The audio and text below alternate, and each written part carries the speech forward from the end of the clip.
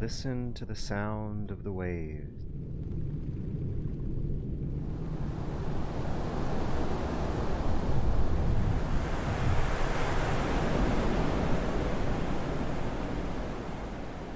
Close your eyes and visualize you lying on the beach at night with David Lynch directing the photography. And above the dark waves crashing on and off the shore, you see a series, 7 white lights emerging from the ocean and flowing around in a circle as you are transported away to a land of accessible and affordable video game sampling platters. And on your way there, you think about how you are not suicidal, and you have a cautious disposition towards hazards and accidents. Welcome, welcome to the soothing, spiritually fulfilling realm of Analgesic Productions' hit new video game demo sample. Oh, wait, I need to adjust the audio level. Quick.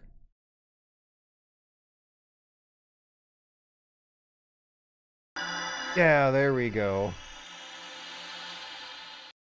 Oh, oops. There we go. Angeline Era, which is hitting us right off the bat with, like, weird fetish low poly maid costume model. Some Comic Sans. We are pressing X to begin, not enter or spacebar. I was sent this game in immediate response to... There we go. To my request for samples of the interesting demos going around these days, and the low poly weirdness, conscious use of Comic Sans indie aesthetics turned me on right away. There was an assertion that it also doesn't exactly conform to traditional genre types and cycles around them quite often. And yeah, the menu is already hitting my curiosity peaking center of my brain with what we might be getting into. I don't know, like, she looks kind of like Morrigan, but who is this on the right? Looks kind of like Buzz Lightyear crossed over with Sephiroth sort of thing. The store page has the developers. Yeah. I switched over to controller partway through navigating the menu and remember that I should be doing that. But yeah, I don't really know what's going on here besides a fan recommendation that sounded very promising, wacky low poly pixel art that I saw mostly from a top-down angle, but changing every now and then. My initial assumption is like Zelda-like with a twist, but let's see what we are in for, because I was not expecting Comic Sans. That's yes, that's right. That is a conscious choice that comes with it sacrifices. Oh boy, we're aesthetically harmonious right off the bat. Okay. We want smaller games with worse graphics made by less people who are paid more to work less, and we're not kidding, so we're gonna go through this and see if a Jutaro sort of feeling develops from the the level of aesthetic quality we're looking at. Fun. Oh, okie dokie. Okay, A is jump. X is nothing. Y is some kind of AoE effect in a square. LB and RB are zooming. Right trigger and left trigger don't seem to be doing anything. D-pad doesn't seem to be doing it. It's search! That's what Y is. I am now looking at the controller display on the right of the screen. Pause, camera. Ah, there we go. Oh, I see. So we can get some good vertical visibility and pull the camera down to a significantly lower level than your usual Zelda clone. Alright, now these look like bad guys. Heard you can jump. They're good guys. Oh, I'm running now. Hold Y in suspicious spots. You'll find something. What looks suspicious here? Are these crops? I think our character also snaps. Yeah, I get it. The world is made out of cube blocks. And when you press the Y button, your character snaps to one block at a time. So it won't necessarily be too difficult to clear this whole area. Ah, I got something there. Yeah, process of elimination. What in the world are... Oh! Oh! Oh, this is cool. So, wiggling the stick avoids obstacles. I'm guessing that was designed as a super easy, borderline tutorial demonstration of the concept. I'm immediately piqued. That was interesting. Okay, the bad guys look like good guys. Let's bump into them and do what would normally cause contact damage to actually talk. Walk into enemies to bump slash them? It's so simple! Hold, do not tap. Gun only shoots up!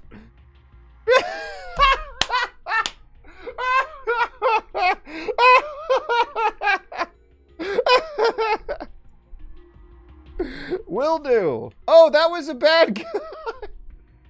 I thought that was a good guy. Okay, only real Yakuza use real controllers. That was the Ease reference. The Phantasy Star like. Is it? Was that what that sequence was? Now, how am I supposed to tell the difference between the good guys and the bad guys? Walk into enemies to bump slash them. Reloading is easy. Figure it out. Oh, geez. Okay, I just kind of pressed the R button and my...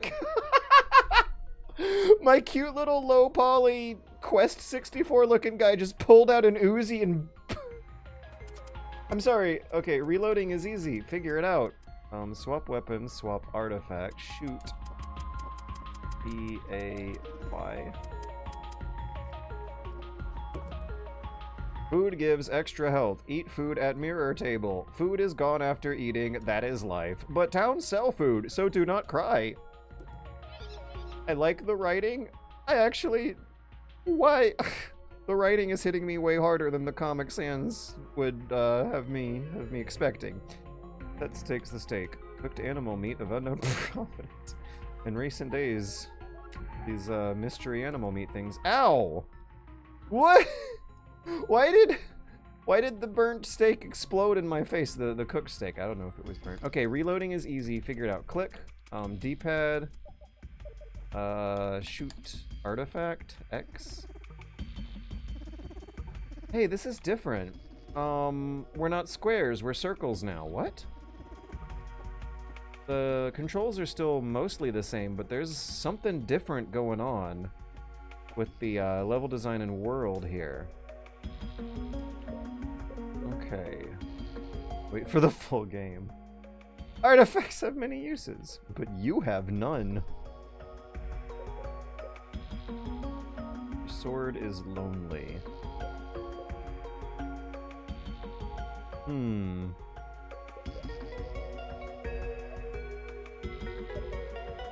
Okay, we're gonna try blasting some bad guys. Okay, that seemed to reload. Oh, you slash. You slash to reload.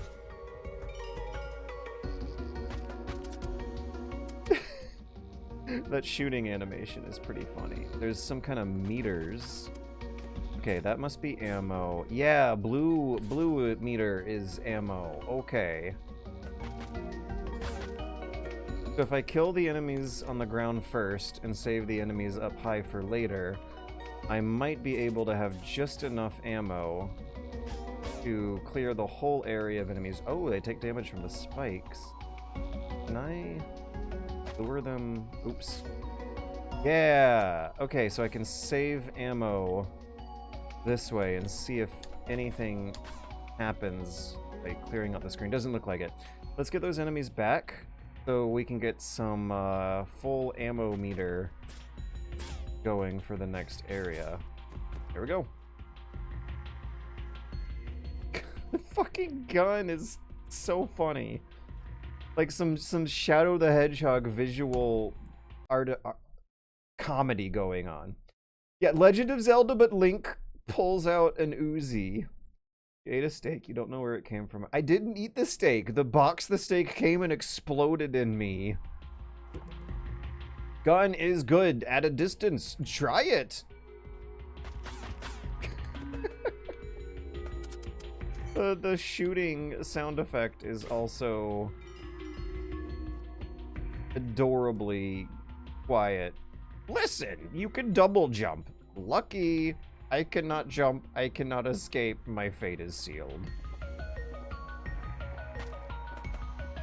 Oh, double jump. I thought I was gonna have to flash or blow up those things. Oh my god!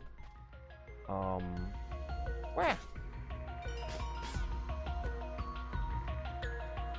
They're frogs? Low poly frogs. Am I gonna take damage from the water? I don't know, but let me refill on ammo before testing.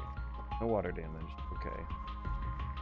I think I should shoot spitting frogs. Oh, it's also now kind of feeling like a twin stick shooter.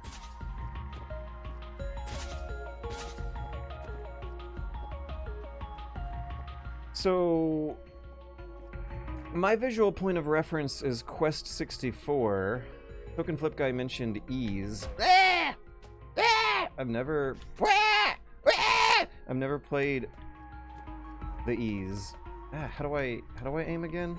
Let me go back to the aiming tutorial. Oh wait, let me actually look at the controls in the menu screen instead. That would be faster.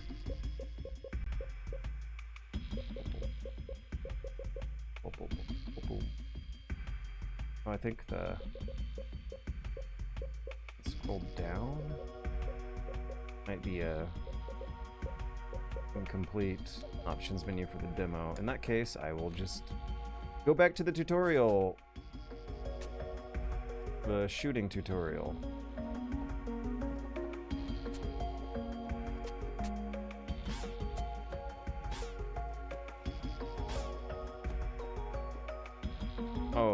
Oh, I can. Okay, I thought that was a force field or something blocking my path. Can I take a shortcut to... Hey, what's this? I got $20. Ah, this is a secret area! Backtracking, found some food. Black pudding. Herbed and spiced. The best of sausage objects, an Era specialty.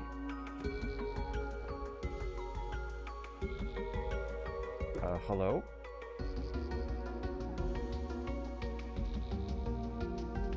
Okay. Oh, there's might be something interesting in the upper right.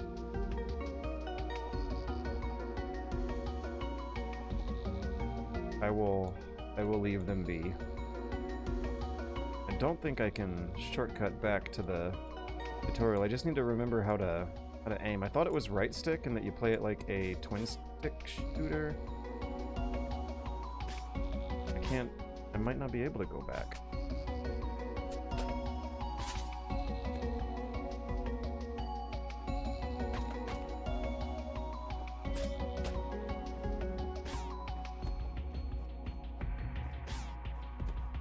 Hey, the camera pulled up for that. Like the game developer expected me to double jump up here at some point. Okay, there is a... There is a visible wall here. It's an intangible ethereal wall made out of semi-transparent red gaseous matter of a sort. Gun is good. Try it. Oh, maybe, right stick, left trigger, right trigger shoots.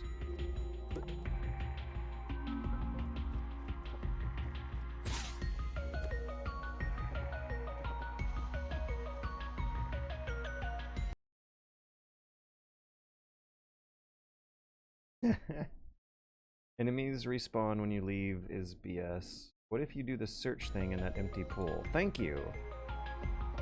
I should. I'm having fun.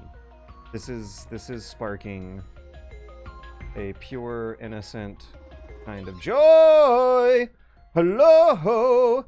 All right, I just barged into their secret bath and stole 40 of their dollars. Please leave. Haha. Oh yeah, 4x3 too. It probably primes the level design for very square situations. I'm not feeling any angst over the enemies respawning though. They're so easy to dispatch. It's kind of a sort of a tactical puzzle feeling with Yoosh. Okay, this is the thing. How do I aim at this guy? I really need to...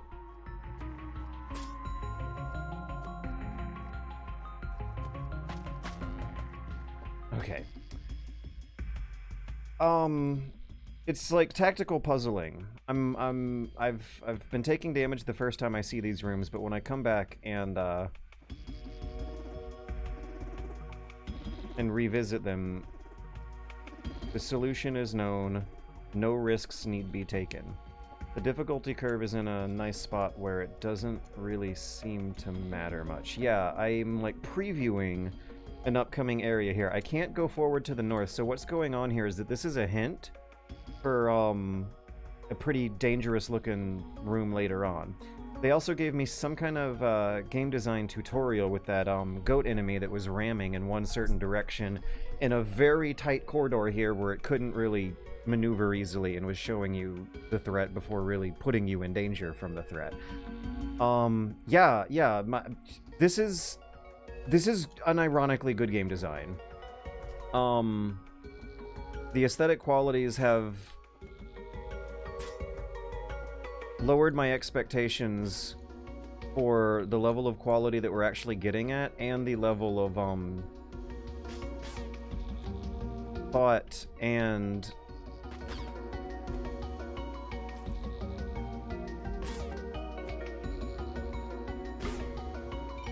appreciation for kinesthetic pleasures that this game design is showing. This feels good. Have you noticed I have to, like, stop my train of thinking thought to be able to, Oh, there he is! Look at that! That's the same goat I saw earlier. Okay, so, yeah, with the way this is laid out and designed, I can think about what I'm doing before I do it, and then when I execute the moves, I just have to stay quiet for a few seconds and concentrate. That is good rhythm. It feels snappy, it feels responsive. It is playing with a number of different genres. Wish I could remember how to aim, though. Okay, and now I'm remembering from my preview area earlier. Look at that. They're also giving you a slightly less generous preview if you missed the secret area earlier. That's another thing. There's also, like, secrets that are genuinely helpful. I found $40, and I would very much like to be able to eat my food at a mirror table before continuing on, because I know that once I get to the right edge of the screen, there's going to be 2 more frog guys blasting me. I might want to blast the one on the furthest left and then use timed movement to go to the right. Okay. Let me check Twitch chat and then I'll go execute this. 4x3 is a fun choice. Oh, Geno Kids. I remember that one. They probably wanted it fixed as specific aspect ratio, but also it's 90s coded. It reminds me of Sega Saturn. Yeah! Yeah, I am getting Sega Fiesta vibes from this. Woo! Ah, no, we're going ahead. Okay. Even though I was prepared... Oh my god, I have no health. Is this a bad guy?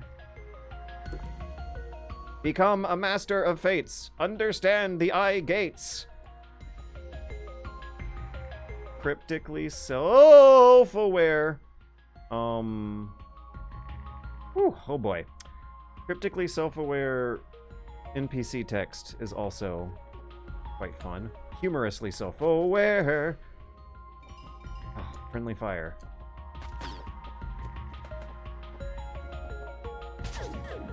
Ah.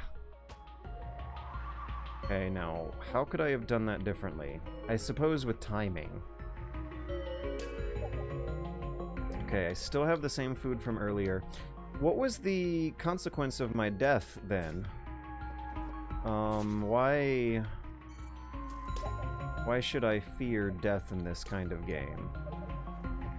Because if I can't eat the healing items while in the field, then that would incentivize me to hoard them for the mirror tables at the save spots. However, you respawn at the mirror tables in the save spots with a full bar of health, so what is the penalty for the death? I suppose I will find out as the demo continues on. This time, yeah, let's take advantage of that friendly fire. This time,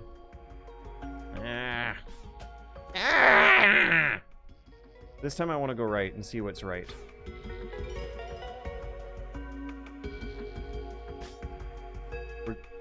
We're going up. Gun only shoots up. I remember that. That's what they mean by up. They mean north. Oh, this is also kind of like one of those new... Uh-oh. It's worth it. This is also like one of those quote-unquote new Super Mario games. It seems like the... There's a real playful toyetic, like toys sort of nature. The two little cute beetle enemies were stacked on top of each other and using that to prevent a surprisingly different kind of vertical challenge. It is very clear, very visible that these are made out of block pieces and that the game designer is getting playful and having their own fun with the arrangement of versatile pieces. Yes, you can slash these things at close range with proper timing. Yeah, I now get it. This is going to be way easier the second time. And that's just good game design. Look at that. Dancing through this. The learning curve. Oh, and they also have these things arranged to encourage friendly fire. Let's see if I can save ammo. Oh, I'm also going to be trying to line myself up vertically with the bad guys too.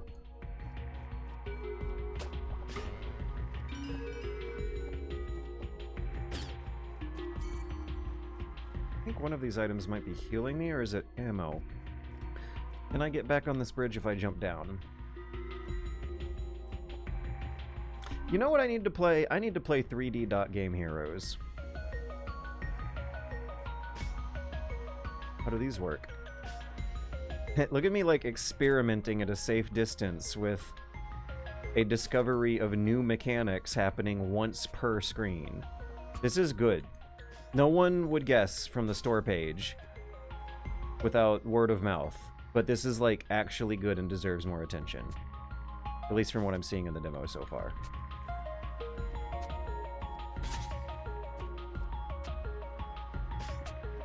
I am feeling a pleasurable aesthetic reaction to the interactivity of all the moving parts and how many interesting mechanical interactions they have with each other. I'm making my own game by bopping around these physics objects, these rigid bodies, whatever we're calling them in this context. I'm like batting them in the air. These beetles remind me of Goombas. Yeah, they look like Goombas from Mario. I kind of want to jump on them from the top. Doesn't work. And it was fun experimenting.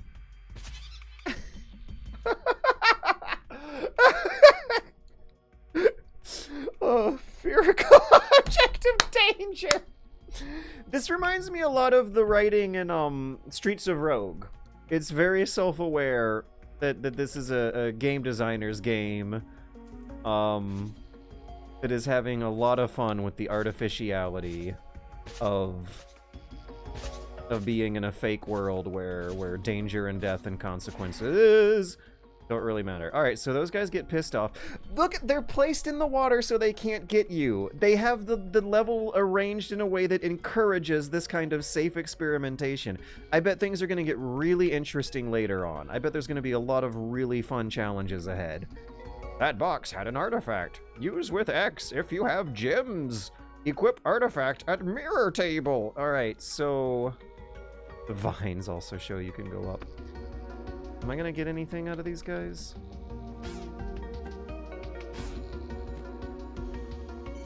Yeah, I got a healing thing. Not quite entirely sure on how the enemy drops are affecting me, but you seem frail. Tip, break the scale orb. Inside orb is a scale. Use in town to get strong. I almost don't want them to polish up the English. It's cute. It's fine. I mean, maybe they can polish it up, but keep it adorably broken. Everyone understands what it means, and that just gives these characters personality. And the game personality. Oh, did you see those perfect triangles? It exploded into the gun is so funny. What is this? Like, we just got a Mario, coin heart? Oh, God. What is it in Mario 64 that's the primary unlock the next door currency? You click on them for the stars, reminding me of a Super Mario 64 star get. All right, Leigenfield River's Rest. This is a good. Is he wearing a tie? I think he's wearing a necktie. His costume, like trying to visualize it, has your mind's eye doing really interesting things too. Like, what are those shoes supposed to be? I don't know, but whatever I'm visualizing in my head would be cooler than if this character was rendered with higher fidelity. Ah. Like Mega Man, where you need to do a series of rooms well enough to clear the level in one guy. Gotten some Link's Awakening remake vibes. Yeah! Link to the Past if it had 3D vertical layers. This game's gotten a little pricey. Oh, they might be talking about a different thing. The Gray Beetles have the little green balls! Star. Salary? Salary Man Link is so cute. Wouldn't go. I don't know where Guy came from. Guy still works, though. It's still a grammatically valid sentence. Look at me smiling and having fun, and I'm actually a little bit off frame, off center at least. Yeah. Let's keep this going. See how long this one lasts. Oh, that was an overworld. Oh, I see. So the overworld is made out of squares, and when you're in a level clearing it out, you search in a circle pattern. It feels a little more finicky to search one every few steps at a time, but in the overworld it's a kind of satisfying rhythm. That was a cave. Oh wait, no it wasn't. It was an opening into a wooded area. Yeah, okay. Interpreting the abstractiveness of the art, that has been a fun metagame. This is good. This is really good. Well, this is good so far. I'm impressed. Can't necessarily say I'm like blown away and just caught speechless like I was with some of these demos, but this has absolutely been sparking joy for sure. I played Elden Ring for the first time yesterday for 45 minutes after 2 years and after 3 years, and it did not spark joy. I'm having more fun with this than I was with Elden Ring last night for 45 minutes. Splash about at a momentary peace. The Fae, weary from a day's travel. Who are you? Yeah, just a little bump. A little jump. Follow the main road to a fearsome boss fight in the mountains. Some levels contain powerful glass scales that clear your path forward. How do you know if a level has a scale? Look for a scale icon next to its name. Okay, that seems simple enough. Let's search these squares. Boom, boom, boom, boom, boom, boom, boom, boom, boom, boom, boom, boom. I think I'm not gonna search the blank grass squares. I will search overgrown and little notches in. Hey! Oh my god! My gamer instinct. A. Oh my god. B, go back? What? Okay, what happened there? Let's try that. Oh, I'm glad I didn't die at least. Let's try that again. Little nooks and notches. It's like a pixel almost, like a pixel hunting game. There's, how do I describe it? The gamer instincts. I suspected there would be something here, and sure enough there was. Okay, move. Oh! So you don't attack the snakes. Leave it alone. Don't mindlessly mash the attack button at the first mystery thing you see. Experiment. Don't be a psychopath. Oh, look. Scenic waterfall. I feel like we could still use some polish in a way of maybe some of these textures might be a little too repetitive, but there was a moment there when the camera started going down where there was some real aesthetic potential with maybe some more polish work on this section in particular. I liked that shot. Okay, we're not going to be a... What a nice thing to say. We're not going to be a psychopath. Let's just bump into them. You bump into things and interactions. That's a bad guy. It's not a threat. It's cute. I don't want to kill it. Alright, let's equip the grenade. Oh, we're already equipped with the grenade. And I don't need to eat. I'm kind of confused about when, where, and why I should eat the healing items. I see something behind the waterfall, of course. Let's leave the bat alone. I feel bad for it.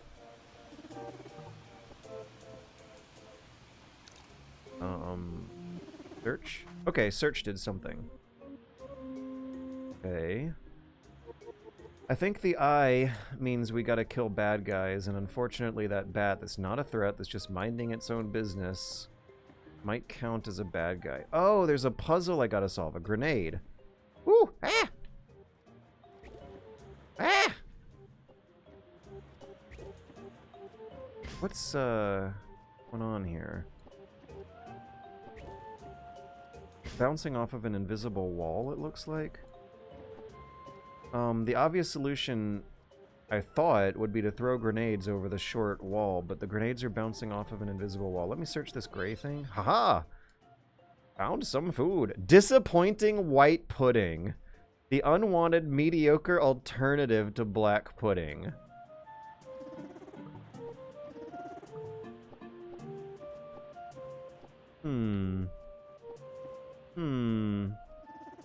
Oh yeah, this means they can do block puzzles like in Zelda. Okay, maybe the splash damage radius might... What? Alright. We gotta refill that. Looks like when you move into a new screen, a lot of your resources replenish. Okay, you stand right up to the wall and press X, and that tosses it over the wall. Okay, if I point him to the right... Oh. If I point him to the left, what happens? Left! I think it's left. Yeah. Oh, wait, that's actually right. I got the directions backward. Refill. Try it again. The thing about enemies respawning per square, like, it breaks the whole thing up into nice, bite-sized challenges. Also, did I see that Ron Cinephile was back in? Because, like, hello. Wonderful to see you again. I'm hoping that, I will have the artistic inspiration and, passion once again to do something like those Gilgamesh streams that you and I both had so much fun with months ago. Yeah, it is Ron Cinephile. Hello. I've been reading Aristotle, the Poetics, and trying to work my way through a couple of different translations. I sound like the kind of guy who might have read the Aristotle Poetics at some point. I'm reading it to help me. I think I need to go back and heal. Oh wait, this heals, doesn't it? No, it doesn't. Is this going to be the first time in the game I'm interested in using a healing item? I'm going to go back to Overworld and come back, because I don't like the idea of going through the rest of the level with, half health. Also, this might be an optional level. This might be an entirely optional secret little level I found using my Zelda gamer instincts. Wait, can I double jump up here? Okay, there is more to discover later on after I knock out this block puzzle. Doop. Doop, doop. Doop, doop. I gotta aim this thing just right. Maybe... I've had more luck sitting right up next to the wall, but maybe I should keep a bit of distance. Yeah, that's... If I keep a bit of distance, it hits some kind of invisible... The collision detection, that's the word I'm looking for. The collision detection on these walls to grenade throws is too high on the vertical axis. I'll get this eventually, but it's... Oh! Maybe I should do it from here? Maybe I should do it from above. I was having better luck smushed right up into the wall from the front and giving the grenade a little bit of English to the right.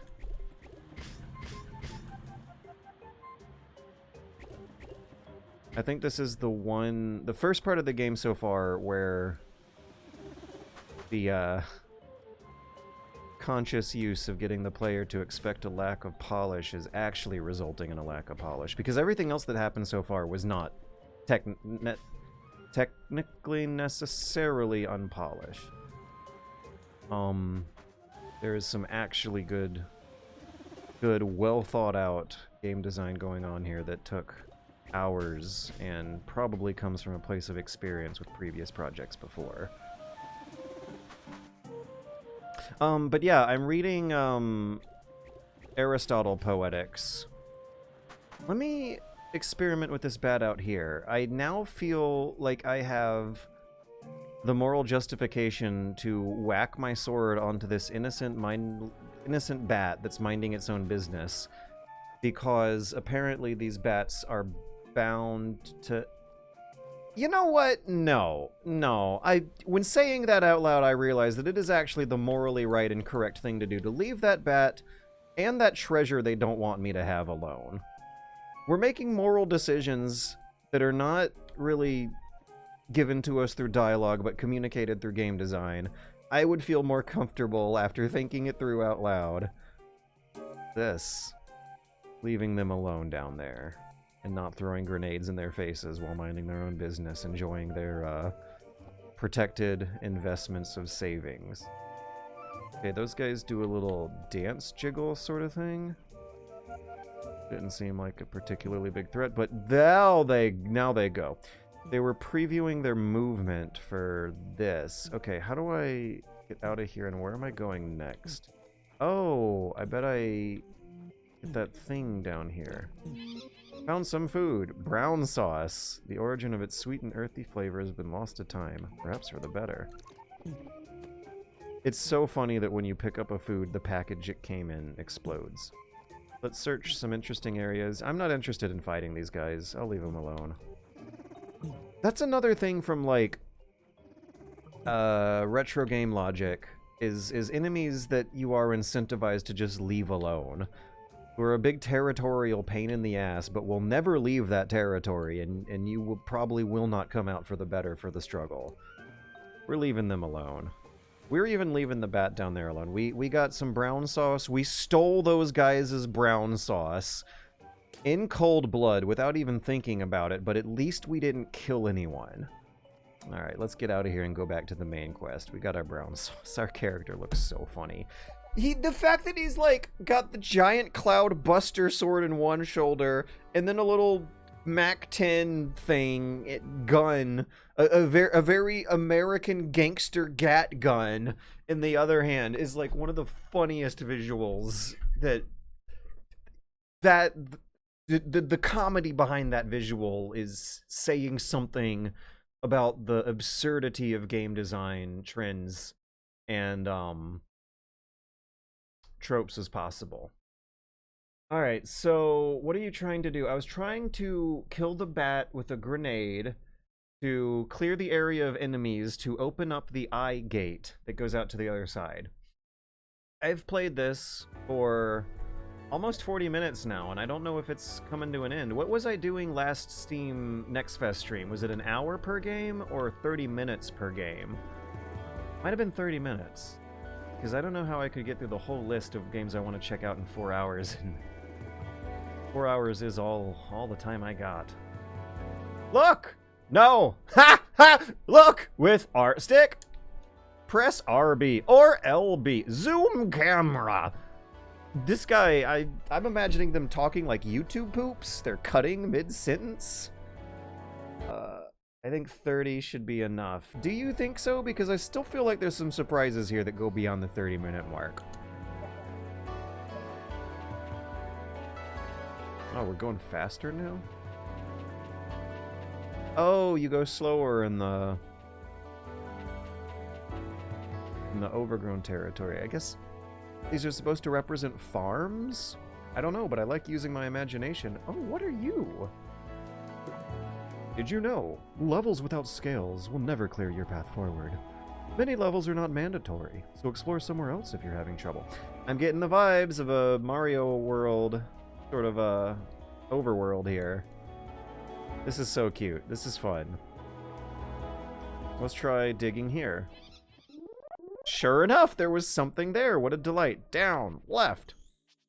Slash, slash. No! Leave alone. That is so good. I think this is like a reaction patience test. I'm reacting too much and not using enough patience. God, that's cool. I also like the frame rate of the vertical sandwich screen wipe. There are so many things to find here. What in the world? That was weird.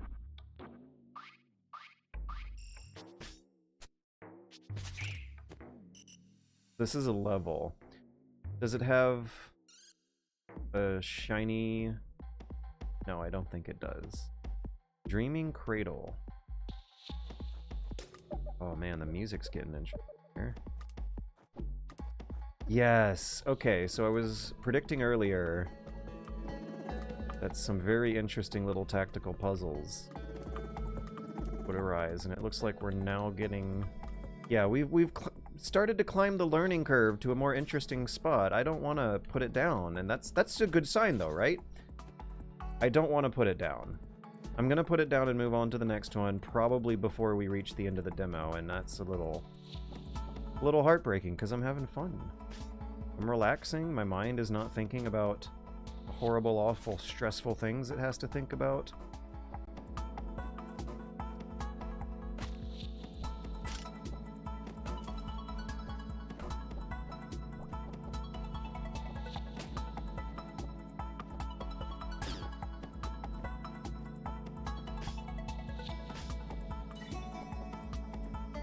Oh yeah, I have grenades.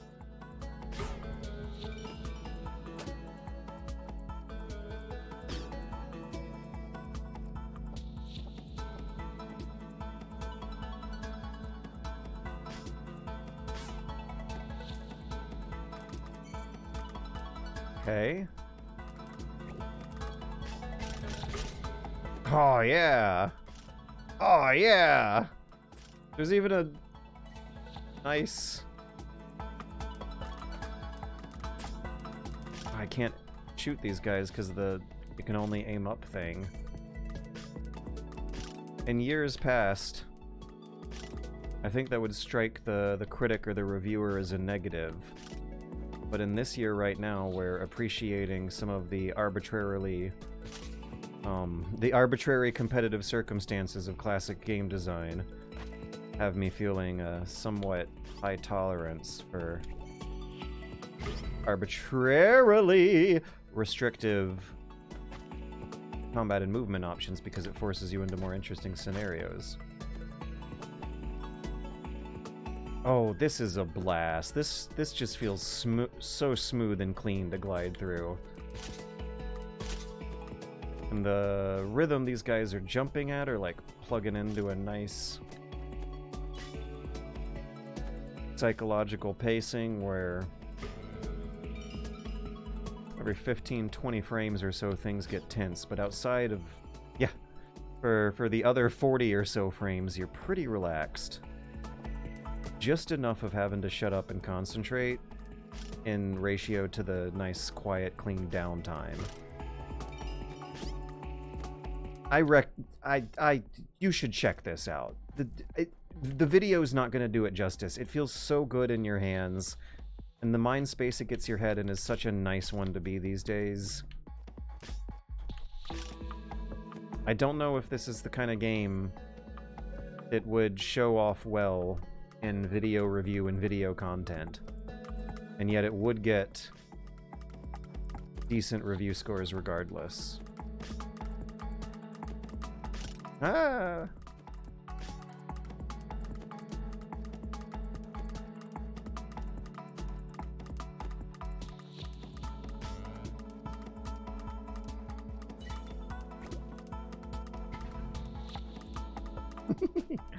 This one looks a little crazy. So after this level, yeah, we're dropping down. I didn't die from that. After this level, I'm gonna move on to the next demo. Otherwise, we may never get around to it. Oh my god, I was slashing that thing in midair while dancing to it. To the rhythm of the level's music. Kind of sort of helping me out. That's good game design too. There was, I think, whoever was making the music was plugged into the mindset the levels are designed to play by. This is, like, classic Nintendo quality children's toy fun, but with some clever intellectual observations for the adults. Game design. This is good. This is good stuff.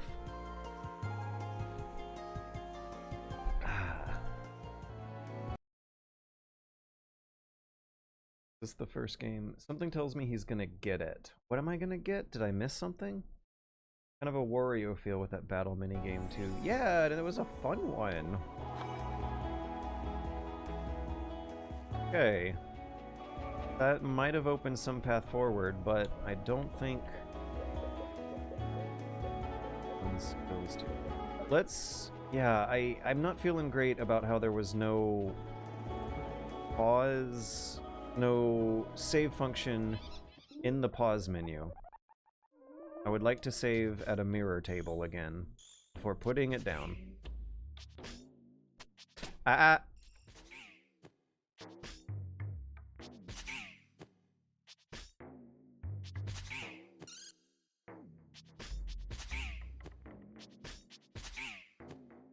Yeah, right on time. I bet you have a few pixels of grace that you can't see with your eyes that the game will allow you to use to make you feel real cool about getting to the end of that at the last minute, because this sounds like this was seems like it was made by someone very well aware of the good tricks of game design.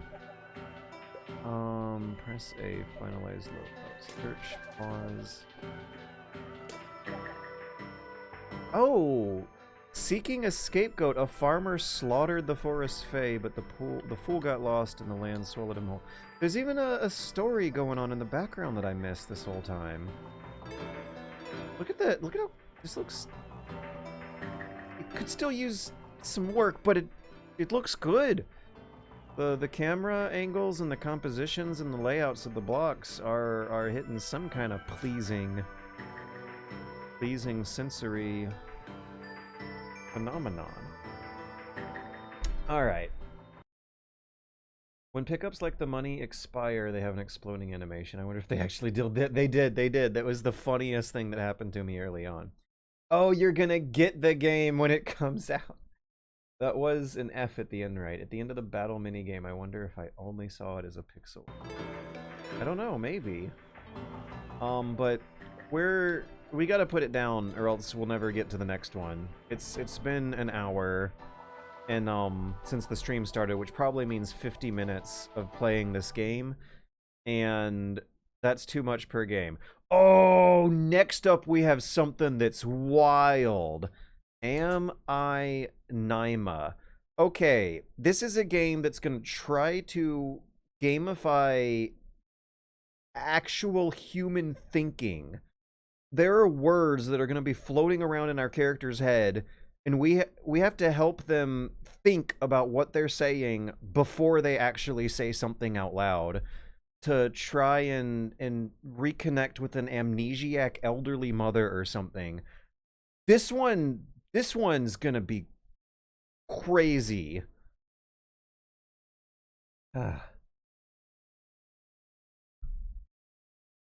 It's launching. The potato PC is taking its time, but it is launching.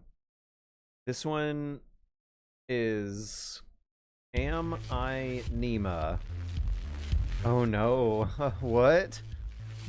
I wonder if I should use keyboard or controller. The keyboard's not responding right off the bat. Settings, visuals. That's all.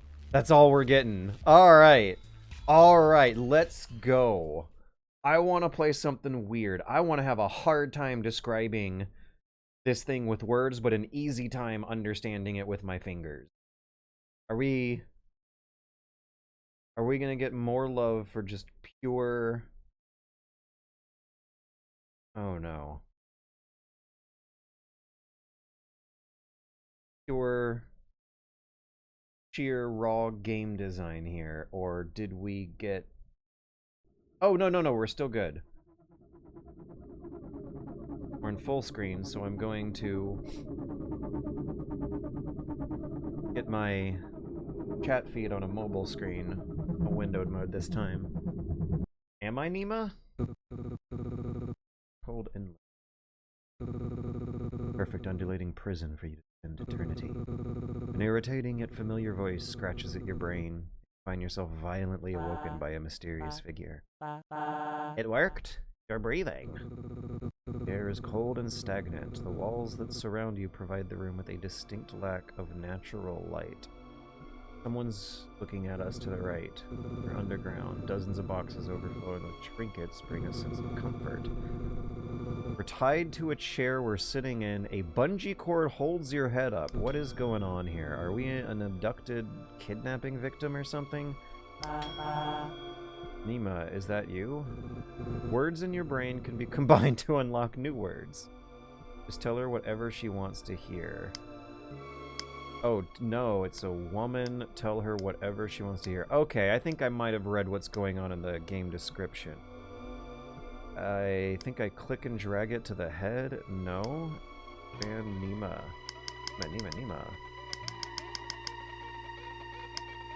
Okay, let's tell her Nima. Start. Combine them. Wow! All words are stored in your library after they're unlocked. When you're done, words can be dragged from your brain down to your mouth to unlock new dialogue options.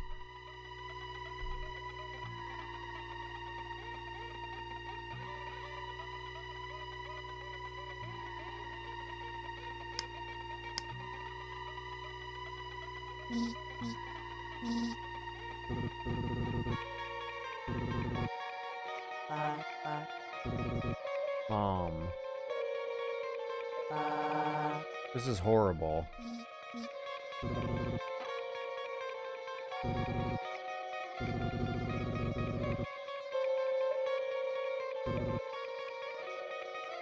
Alright, I hope she gets, like, smushed by a truck or something by the end of the game. I'm already feeling visceral disgust at this character right off the bat.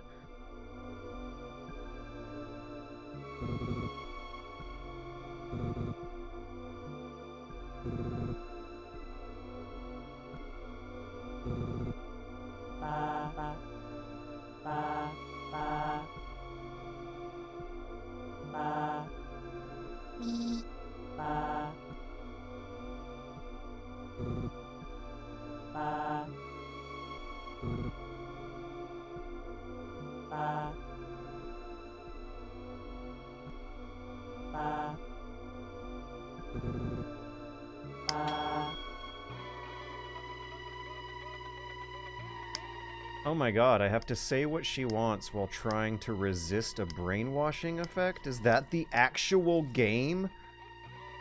Okay, we're combining words, so we're gonna have to tell her something nicer than the real reality while still holding on to our morals and not actually going insane under days of this.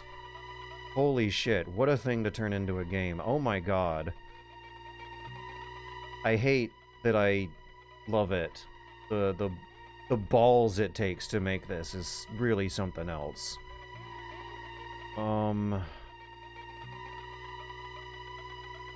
What if we combine a few kanjis? Can some kind of memory come back to us from thinking about that for a while? What is kanji?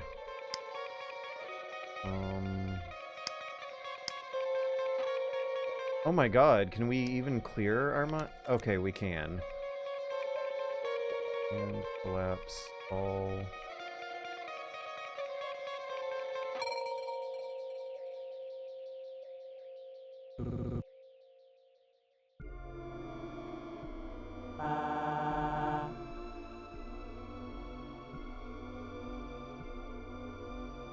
I'm thinking, what the fuck is this in the bowl? But we are dependent on her mercy for however long it'll take for an opportunity to appear. And then we strike with no mercy whatsoever to make sure this never happens again.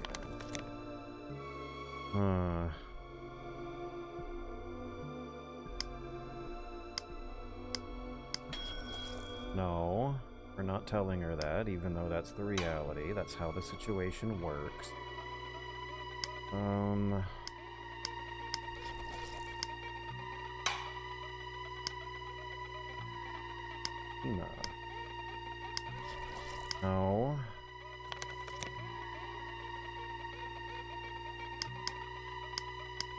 Science? That's interesting. Kanji plus mom equals science. Is mom like a mad scientist and the food's her failed science experience? Why would the combination of thoughts lead to that word? What is my own mental dialogue going to be doing while processing this? This is fucking wild. I hate it, but it's exactly what I want to see these weird indie games doing. This is envelope pushing. This is the kind of edginess we want, right, gamers? Anyways, tell me what you're thinking about. Let's just say we're... God, let's not say we're hungry. Let's just say we're peckish. What is hungry and disgust? Indulgence. Interesting. Maybe that would get us out of the situation. Science. What is science and kanji? Nothing. Disgust and hungry. Indulgent. Oh my word. Tell me what you're thinking about. Family. Family dinners. That's what I'm thinking about. That will keep the conversation going without us getting slapped, won't it? And preventing us from going insane too. That's the balancing act. Have some long-term memories. Gee, thanks. Grief. Holy cow.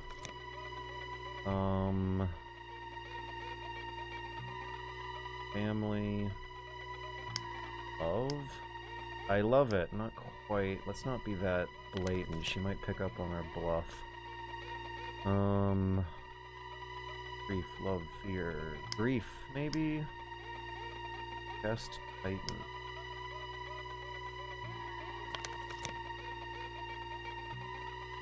This mechanic of everything turning into disgust, their portrayal of intrusive thoughts, it might really be. And to talk our way out of this captivity, we can't let those intrusive thoughts win. They're fucking gamifying what it's like to resist a doom-scrolling addiction. Yeah, I don't exactly know if it's elegant, but this is an attempt at gamifying something video games never, ever, ever try. And that is the one word at a time thinking process that happens in your brain at 3 billion frames per second, where all the thinking we're doing over each word is happening in a matter of seconds of real time. Just hungry. Oh, let's see if she can get us something else. Right, that's what we want. I want to ask for something else without pissing her off too hard. Because it sounds like our character's hungry and needs to eat something, but hopefully not that. Kanji alternative, kanji grief, kanji science, I don't think did earlier. Nope. Just Ima hungry, right? Ima hungry. Food. Okay, Okay, maybe this will branch into some kind of question for an alternative.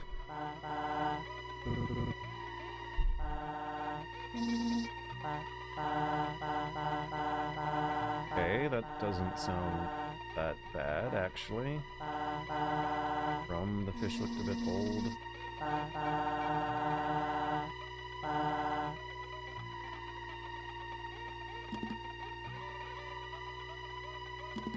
What is kanji? Is that a real thing I don't know about? Okay, now how do we soften the delivery? Just kanji.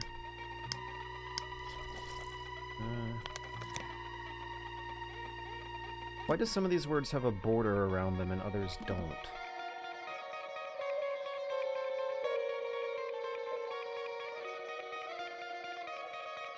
Okay, there was this idea synthesis. You start with the elements and you see how many new concepts you can build up. Kanji is a rice porridge popular in certain parts of China, Southeast Asia. Like a cold soup. Is she gaslighting us? Oh, obviously. I could tell within the first 5 frames what there. Or are we seeing something that isn't there? No, we're seeing something that's there. Our character just does not know or want to talk about it, and we're helping them find the words. Rice pudding, apparently. There's a fish bone in there. Yeah, like, can I just get rice, actually? Food?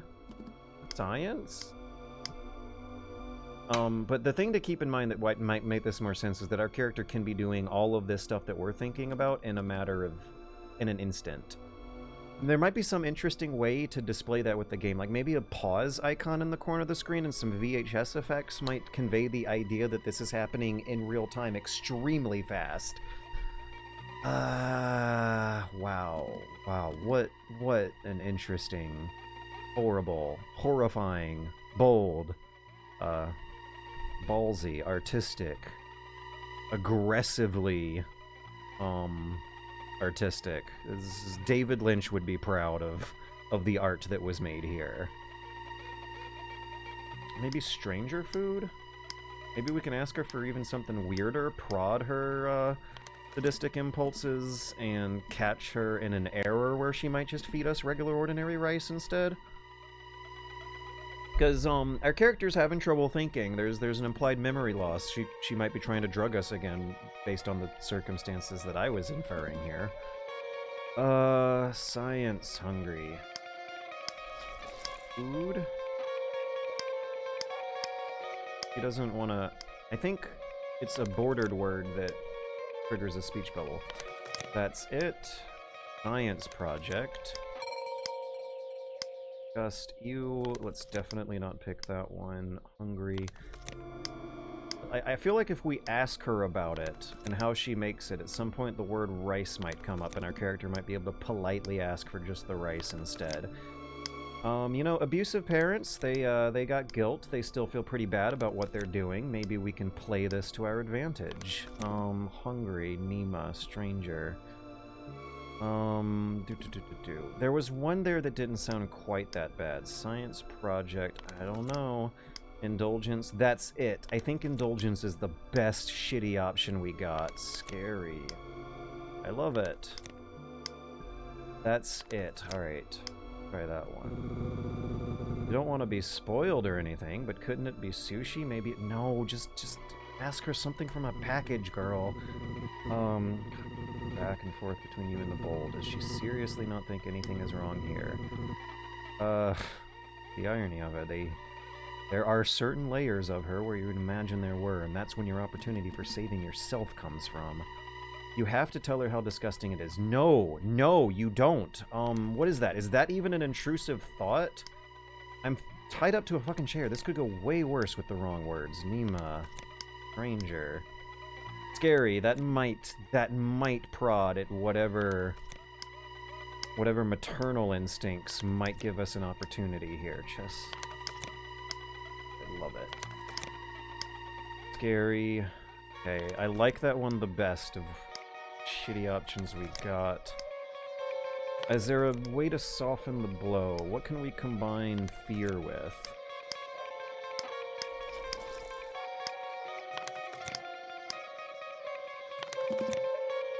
Fear and food? Huh. Fear and love. Grief. Titans, I don't know if that do anything. Love and fear. Highlighted words are probably valid responses. Yeah, but I don't want to risk picking a bad one. Alright, fear with hungry. I feel like that's gonna mean starvation. Jesus Christ. Stranger. Okay, I think I prefer the fear response. Try and get her to be sympathetic for a few seconds, and we might be able to work our way from there.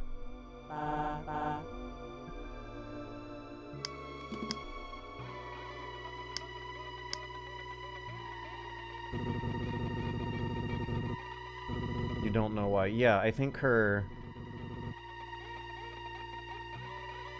That's a subconscious reaction. You know, when you have food poisoning and you look at the food that made you sick and it otherwise would be delicious, but since you got food poisoning, there's like a automatic, subconscious, unconscious, some kind of word like that, reaction that your body is doing, but your brain is not, and a character is doing that while looking at this food. I don't want her to eat it. Just a fish-shaped hole in your heart. It's just kind of... No, it's drugged. It is obviously drugged. Why is she being so insistent, and why can't an option pop up to just get an alternative?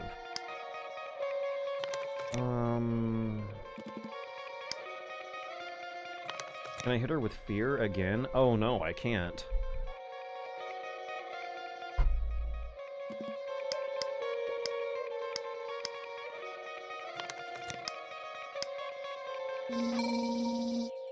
Look at this little science project. Is this a specimen? Is our character having a moment of clarity suddenly? What was that? That was uncharacteristically aggressive. I wanted her to be a little more submissive. Looks like it's ready to jump out of the bowl. And you'll figure it out, I hope. Okay, at this point, like, I'm feeling like I could simulate my character losing her patience. Starvation, hungry, but we don't necessarily want to do that too obvious. Is this Nima?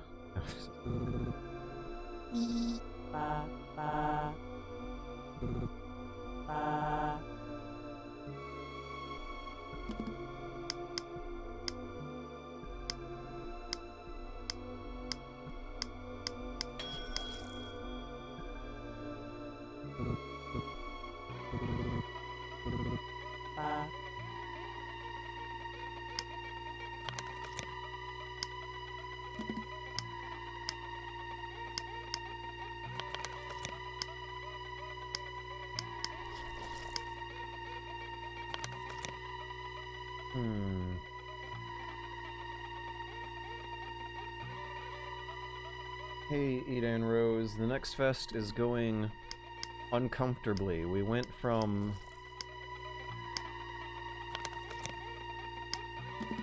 a happy, feel-good, top-down Nintendo-style toy-like game design to, edgy, aggressive, artistically disgusting game design that is designed to get your thinking in some really uncomfortable places to,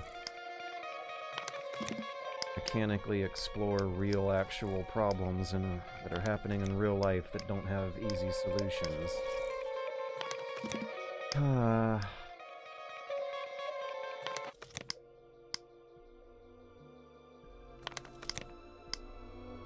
Maybe there's some way we can fake a physiological reaction. If she has some knowledge of the drug dosage going on here, she might be able to spot that she has gone overboard. So, hungry, no.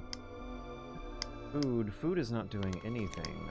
Love, I love it. No. You... Right.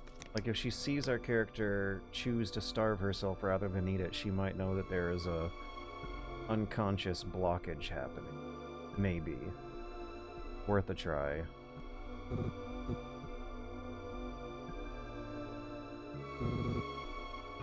No!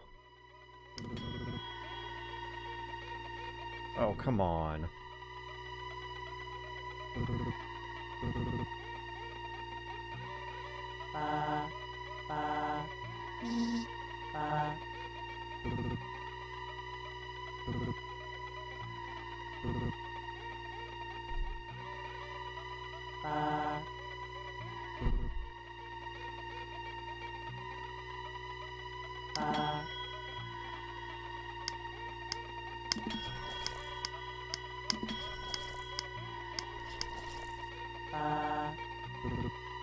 Sure we were.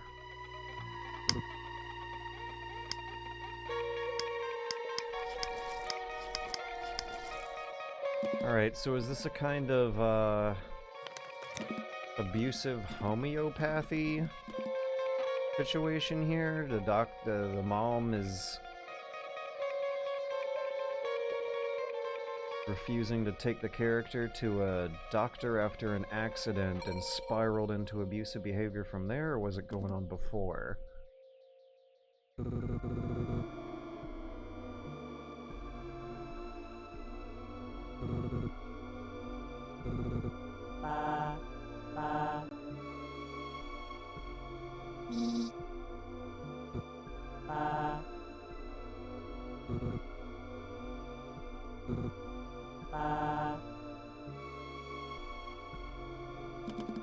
Starvation.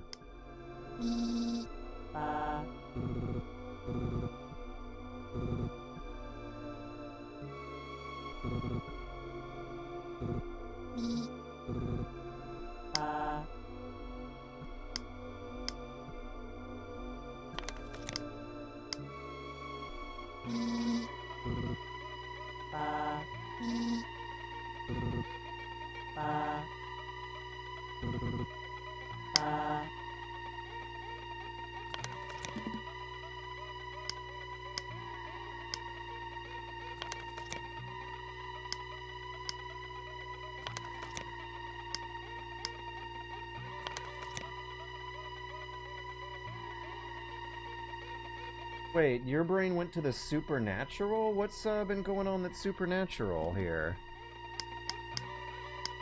There have been no ghosts. There has been nothing that requires breaking the laws of normal physics. And unless it's a sort of Twin Peaks situation where the supernatural is really there to disarm you for the reality of an abusive parent situation. Extremely common, happens to millions every fucking day. But the supernatural, it the core concepts, the very idea of the storytelling of supernatural elements is a way to disguise uncomfortable problems to talk about. I lightly touched on this during my video about UFOs and how when people in colonial countries see unobserved optical phenomenon in the sky, they tend to think of high-tech alien invaders coming to do colonialism. In the Twin Peaks case, you think that a evil character is possessed by a demon who's making him evil. The demon is really just a metaphorical cushion for the mundanity of evil. I have not spotted any demons or aliens, anything, or ghosts, anything supernatural happening so far. It is less cushioned than the glow in Twin Peaks.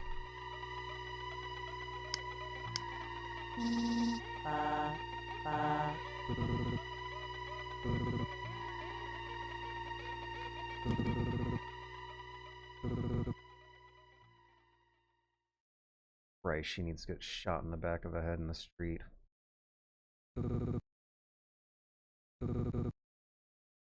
No one will mourn this woman's death.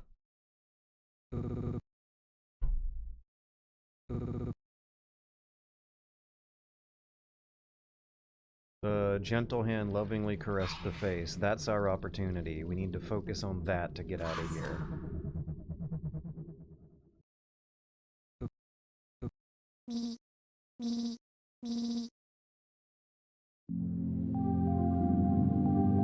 Uh-oh, they're trying to make us feel safe in a place we really shouldn't.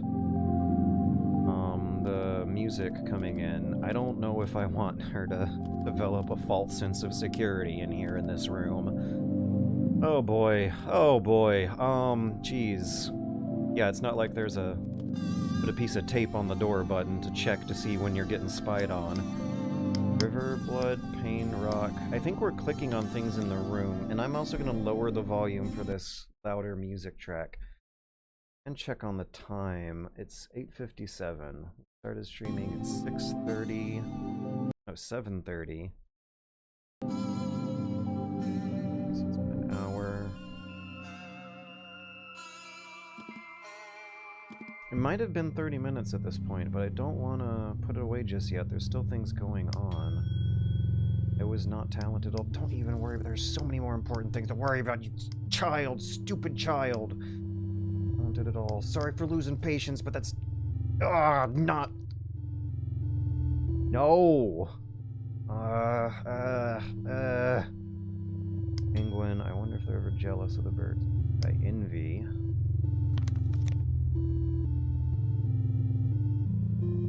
Oh look, we got roaches in the apartment. The people taking care of it are not particularly interested in cleaning, nor do they have the time.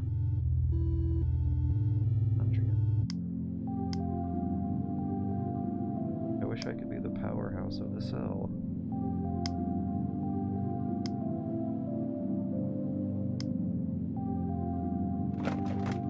You did. You probably grind your teeth too. Witness it. What is it? Wishes. Ugh, jeez. The word association games happening here are insane.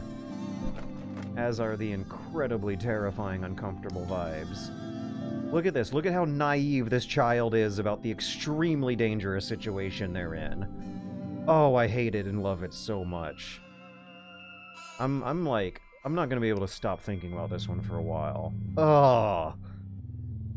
Whenever she's happy, it hurts worse. God. My old locker. Maybe we should... Hey, no. Okay, N-I-M-A. Can we do... N-I-M-A. Nemo would be too obvious.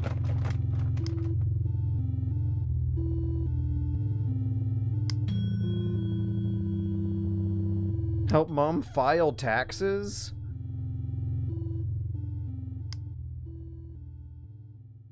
Maybe we should try milk? That's a 4-letter word. Rice is a 4-letter word. Clara thoughts first. Guilt. Jesus Christ. Mom is also making our character feel guilty for not doing her fucking taxes. What are we, 9? Christ, you gotta get out of here, but it's gonna take years. We'll try rice.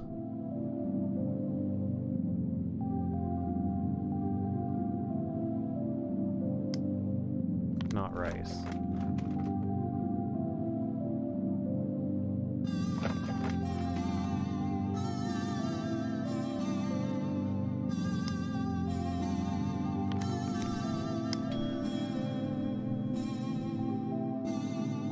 Annabelle Lee. About evolution. Was she a paleontologist? There was something about a science project or a science career or a fancy job. And no one even read it. I'm assuming the she is the mom. Oh my god! Oh my god! We're making the character look around her room to trigger reminders of the amnesia that was probably induced by a drug, and our character is a stupid child who has no idea, and you, as the smart, mature adult controlling her, has to get her out of this shit. What the hell is the proper way to do this without going insane yourself? Think you're an alien brain parasite? I don't think I'm an alien brain parasite. I feel like I was recognizing what's happening here 5 frames in. His child, and I was her child. Mom is not in that picture. She didn't come to the aquarium on at least that day. Games on. That's a video game reference. A child's drawing. It seems like this is not... This might not be our child's drawing. Fish pet. Can't get her to talk in here, but that is honestly for the best.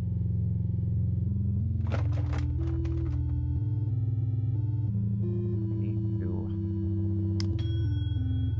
Wrapped. Fuck. Okay, so... knowing what I know...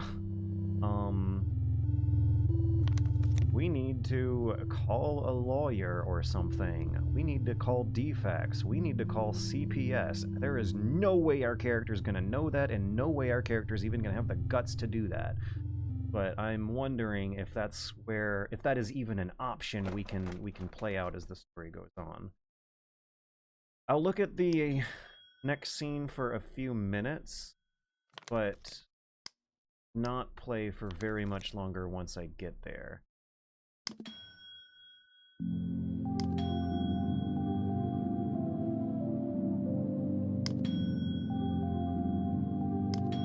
Looks like our parent is also trying to get us into paleontology. What are they, real fish? A metaphor for us? Won't be, I'm sure.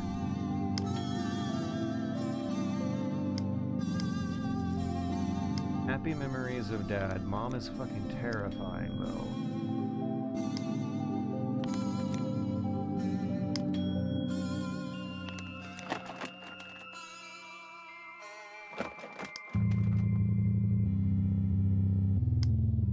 Clicked everything? I guess we knocked the door to advance. And the verb advance in this is very scary. It's like a horror game when the only place to go is a nasty hole in the ground. Oh, ribbon. Uh-oh. Doesn't believe the compliments. Are we going to school? We might be able to plant a seed for help there. Okay, now we're gonna combine. See if there might be something tactically useful.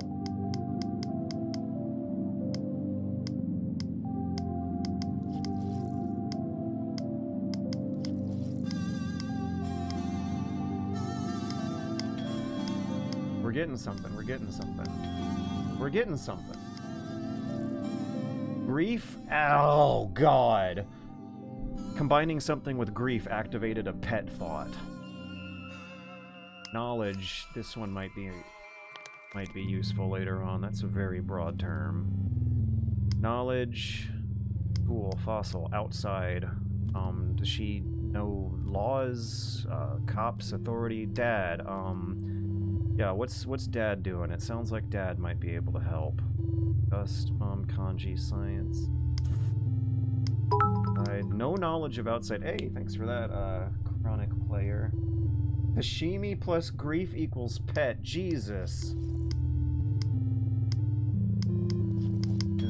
Neglect. Ha! Alright, there we go. That will be a useful word for later, for sure. Okay, neglect, neglect, neglect. Where did that one go? Neglect, neglect. Can we... Is there an abuse? Can we combine something to get the kid thinking of the words neglect and abuse? That would be very useful words to get in this kid's head. Neglect. Where was it? Where was it? They're not in alphabetical order. Neglect. I think they're in order of recent... Yeah, Mom, Nima, Stranger, Disgust, Hungry. Yeah, they're in order of recentness. There's slightly more complicated concepts at the top of the pile than the bottom. This is terrifying. I hate it. Whoa! God. It's also, like, hard to play, to push yourself forward. Because you know what's gonna happen, and it is not going, no matter how well you do. And also, you know, it's a game where you're gonna fail a few times before you figure out what's going on. It's... The idea of progressing is tough to commit to with this sort of thing. When you're watching a David Lynch movie, you can just sit back and let it play, but here I have to, like... I have to engage. I have to press the button that will expose me to further episodes of abuse. Neglect, knowledge, school. Pretend, because we're gonna have to do that for a while before the opportunity appears. Life, time, dream. Dreams might be helpful. Oh, mom apparently associated with that thought of dream. Age, bully. Can we combine bully with mom? We should be able to. We cannot. That would be whatever. If our character had a breakthrough from combining mom with bully, I feel like I'd get something useful out of that. Envy, dream, pain, blood, river, dad, rock. My God, is the mom even trying to cover up an attempted murder for something against dad, or is that just where my brain is gonna be playing this?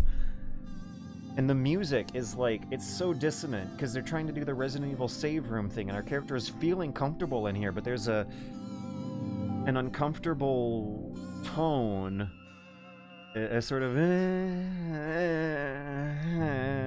behind the instruments at the top of the layer. Disgust, neglect, knowledge, depression, good. Pills, good. Painkillers, good. Time, life, pretend, disgust. Okay, we might have an idea of how the drugging is working here with this pills, painkiller, depression thing going on. Maybe our character's feeding, our mother might be feeding the daughter depression pills, and deliberately overdosing her on it. Painkillers, maybe, but I don't think that actually works that way. Water, pretend, pride. Memory. Hell yeah, memory. Okay, let's combine memory. Something happened and it turned into mom instead. Ema, work. Stasis. Immortality?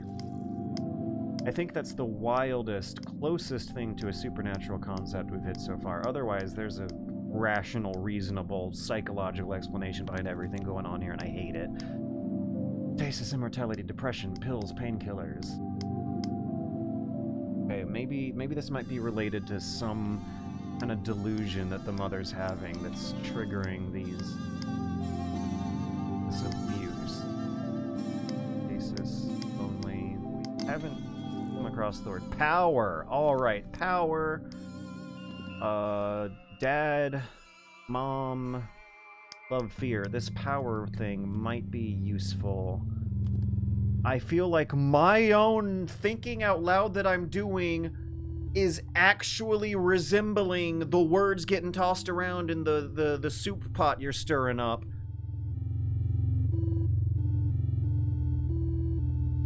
There's not even a lot of movement going on the screen, but talking it out loud like this, if you really do know what's going on here, would make this an incredibly interesting game to watch and also play, especially like seeing how different people react differently. I can't help but wonder why someone in the chat thought there might have been something supernatural going on, and I immediately did not. Bad fear. Torture. There we go. There might be some useful language now, but we gotta hold on to this for like a couple months, kid. But you are thinking the right words. Torture, power, depression, painkillers, pills. Depression and pills. We got something. Antidepressants. Perfect. That's what I was looking for, and the kid apparently knows what those are. But the kid's also going to be under the parents' influence and parroting some behaviors, and we got to get her to resist that on her quest out of here. Torture, power, painkillers. Where'd mom go? We gotta combine torture with mom and see what that triggers. Fish!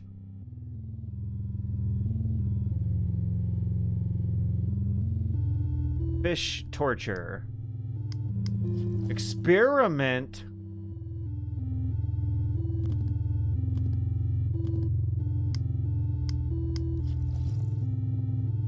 I hate this. I hate this so much. Wow. Swim team. Okay, this is just mom's cover story justifying it. Wait, water, pretend, pride, memory. Okay, let's do memory, antidepressants, pills, painkillers. If Mom has some kind of scientific knowledge, she had to get a PhD at some point in her life. She'd know the basics. How to mix the drugs for the desired effect, which might not have even had a desired effect. Mom could have made a horrible accident that's spiraling abusive behaviors in an attempt to cover it up. Trapped. Where did Trapped go? Okay. Trapped. Pills. Power. Antidepressants. Torture. Oh boy. What do we get here? Access, pills, neglect. My stomach is turning doing this. Mind. Neglect and power means Mom.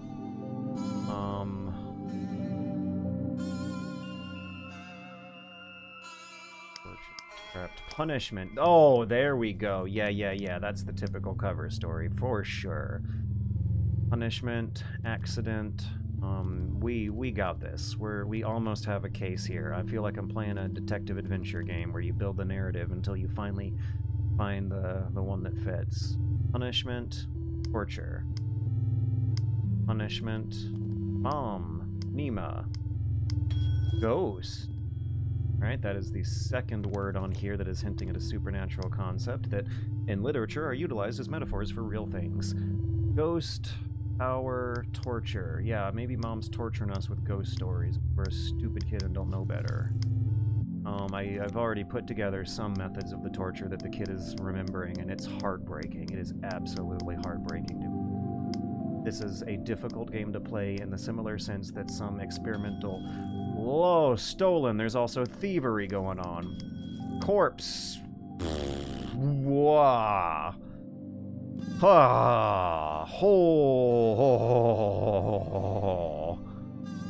Corpse. Corpse just showed up on the list. Corpse water, drown. Corpse water, drown. Where's Dad? Where's Dad on the list? We're putting this together. Dad, drown. Dad, corpse. Lonely. That did trigger something, but maybe not what I assumed. Dad, corpse, lonely triggered thoughts. Dad, corpse triggered lonely thoughts. Swimming, dad, body, corpse, drown. Punishment. Guilt, self-loathe, indulgence, hungry. Yeah, no, we gotta get her to resist this stuff. That's the tactic. Punishment, torture, I don't think our character wants to think about the corpse. I'm hoping our character just hasn't done a lot of thinking about corpses and is just aware of the concept, but not specifics. Stolen corpse, drown. Let's do corpse ghost. No. Drown ghost, drown corpse.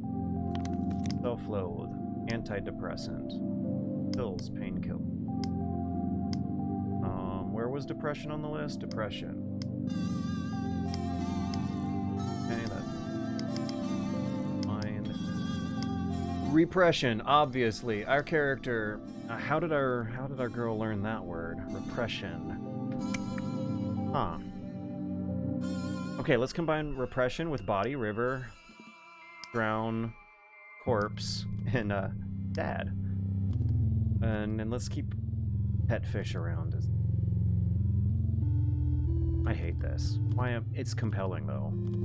This is aggressive, edgy, in-your-face, beautiful art. There's not a drop of blood and gore on the screen, and it's been one of the most viscerally repulsive things I have played and heard. Ever? Just maybe ever? Is this like an actual benchmark moment? Am I feeling the way I did when I first played Silent Hill 3 or Grand Theft Auto 3 or Metal Gear Solid 2? Not quite the same aesthetic intensity for sure, but the artistry going on is really, really trying to do something. with the medium that is regret. That feels absolutely beyond the cutting edge. Tomato Boy, time, regret. Don't think we need to be focusing on those ones. I have a narrative here from the words our character has remembered, and time is running on the clock. Let's knock on the door and see what happens. We have a childhood scribble of dad and mom, but a somewhat hidden picture of dad and daughter. It's in a drawer. It is not out in the open for mom to see. All right. See what happens. Oh, look at that. A series of deadbolts. Studies you. Pain.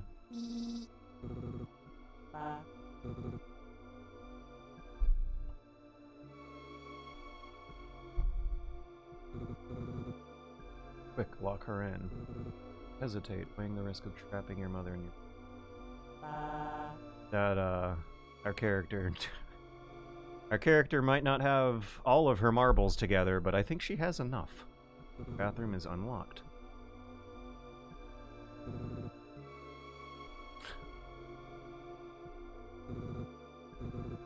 Fine.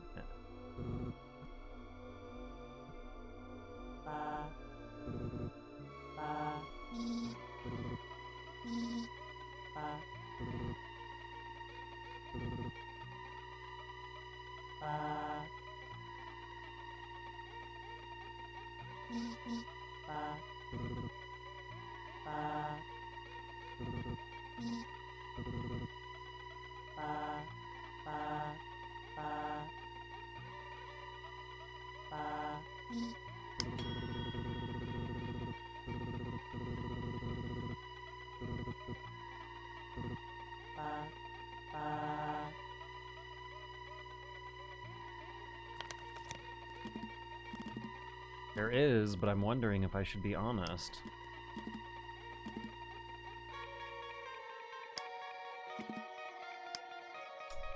That's what it reminds me of. What did it remind you guys of?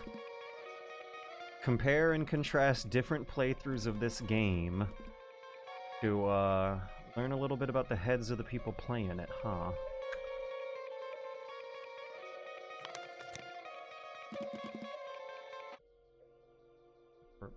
Expression.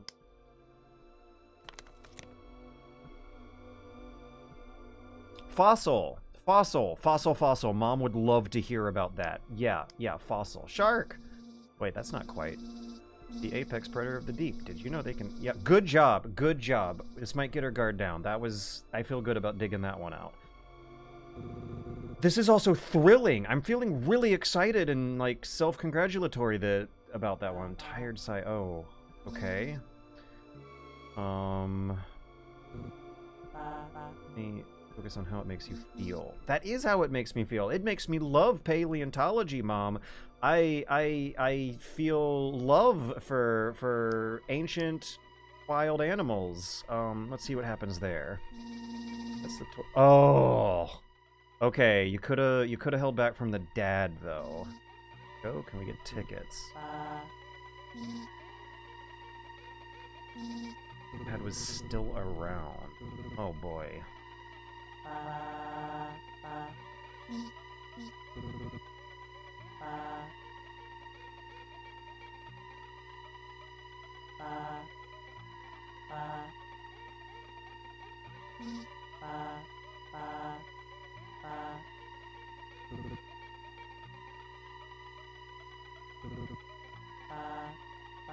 Heart rate's increasing a lot. Vision's zooming into the words here. I'm really engrossed.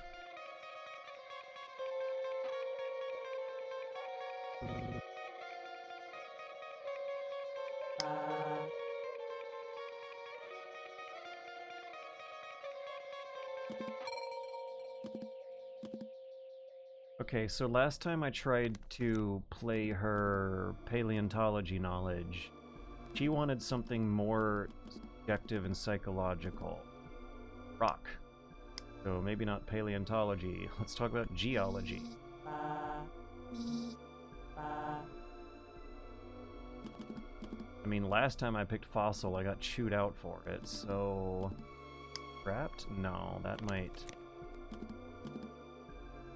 think that Mom is aware our character has a better brain on her shoulders than Mom wants to think. Repression, brown, corpse, ghost. This is gonna be a friend.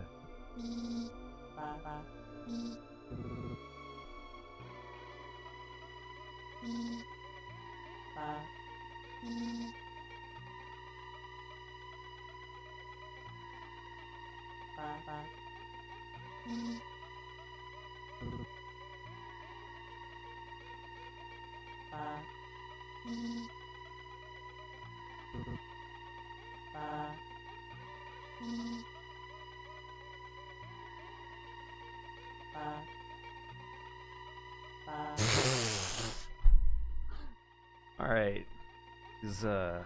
That was narcissism, what we just read. That was absolutely the writer of the game consciously making the character exhibit the very, very real, psychologically documented, no supernatural element required, narcissism thing associated with this situation. I won't stand for you making a mockery. My work is important. Touched a nerve.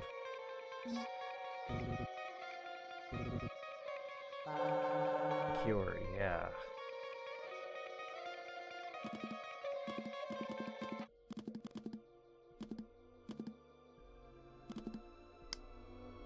I don't want to piss.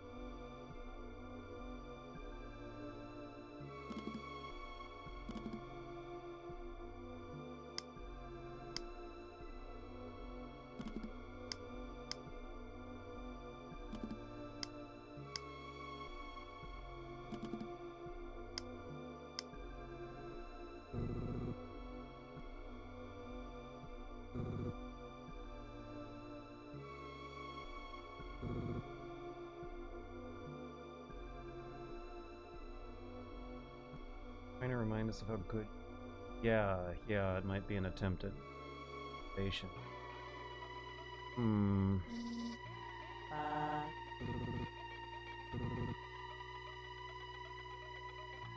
Okay, we're her lab assistant and her tax assistant. Cooking and cleaning and doing the taxes.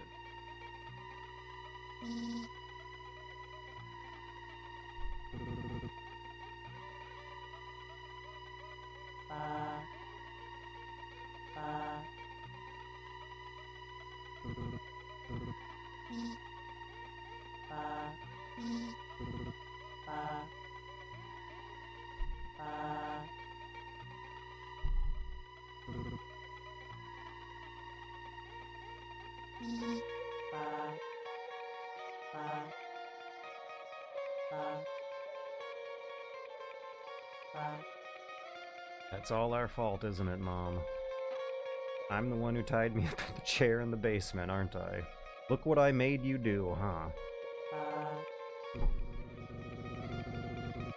I don't think we won that one as effectively as we might have quote-unquote won the first session.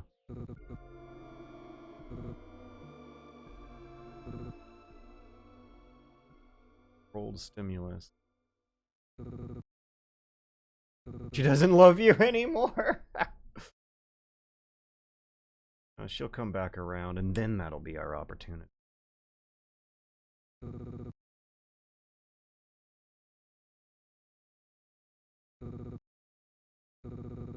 Jesus Christ. Wow.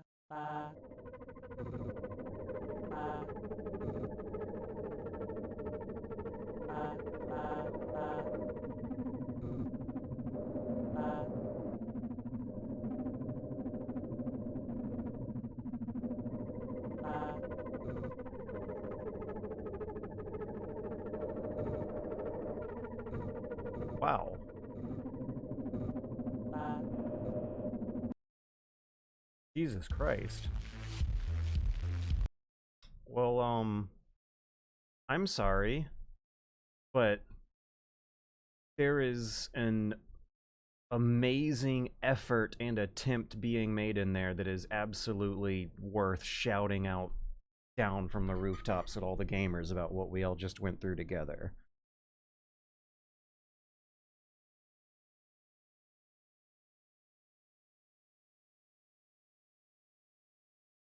That was art. That was uncomfortable art. Games are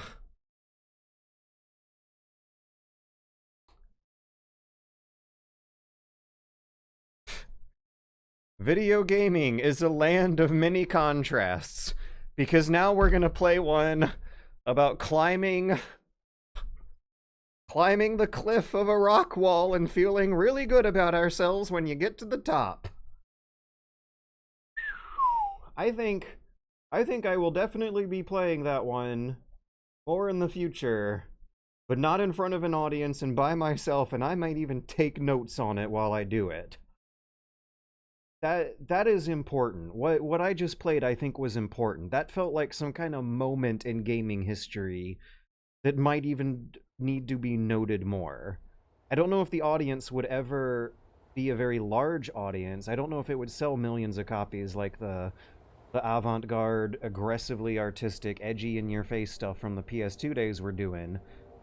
But that should absolutely be included in write-ups of milestones of narrative design and truly psychological game design. They're not using that word as coding for a Silent Hill kind of horror thing. That was a game about psychology that makes a lot more sense if you've gone through a little bit of a psychology course or read a psychology book. It was gamifying psychology in an extremely literal, direct way. I think the one thing that might be missing is conveying a better sense of how much time is passing. Some way to visually show the player that their character is thinking through all this stuff in a mere instant of a flash that it takes to get the words out. I wonder how you could simultaneously show that time is frozen on the screen while still having an interesting screen with mechanically moving parts moving across the screen. My brain is going a mile a minute after that. I'm gonna go to the bathroom and come right back for 5 seconds, and in that span of time, I'm probably gonna think up of hundreds of words that will help make what I just spat out improvisationally sound better and make more sense. Woo!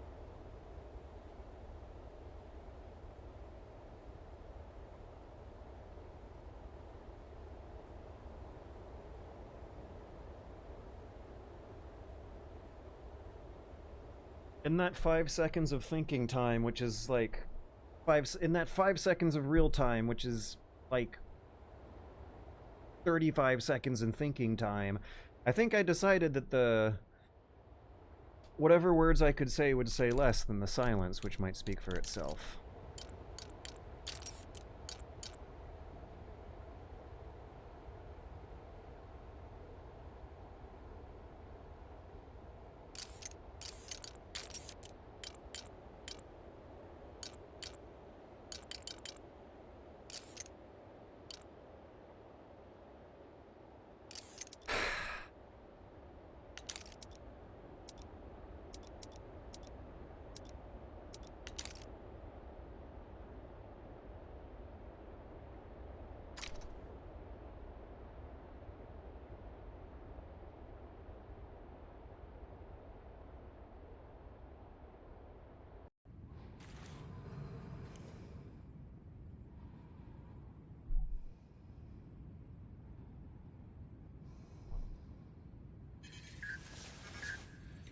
Hey, Climbot. Go ahead. Climbot? Answer. I wasn't expecting there to be fancy cutscenes. Did you ever pick up the phone? I wasn't expecting Cairn to be a cinematic Hi, Chris. narrative Sorry. experience. Look, I've not really got a whole lot of time to chat right now. Absolutely. Just touching base to say we're good to go here. And I gotta tell you, we're all fired up. Rooting for you to become the first human to set foot on the summit of Kami. Yeah, sure. Okay, gotta go. Just call me back. Oops. Okay, I got it. We're Climbot. gonna, I'm yeah. ready. Let's do this.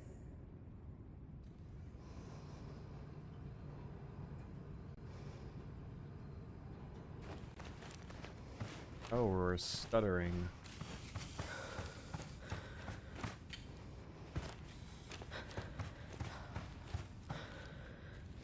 Gotta... Every 3 to 6 steps, we got a stutter going on. It's playable. It's fine. I'll get used to it.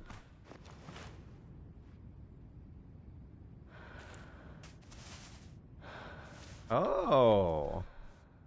Oop. It's like GURP. Okay, but how do I... how do I know which limb is the X button? Boop. I guess you toggle through all 4 limbs one at a time.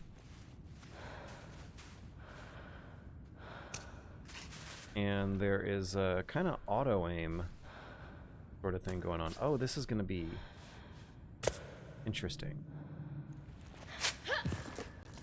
Why is the performance so choppy, though? Granted, I got a potato computer, but it doesn't necessarily look like something that should be taxing a potato computer. X. Alright, so we go from left to... We go from left hand to right foot to left foot to right hand. Okay, so it's a shape. I'm visualizing the charts and diagrams in my head to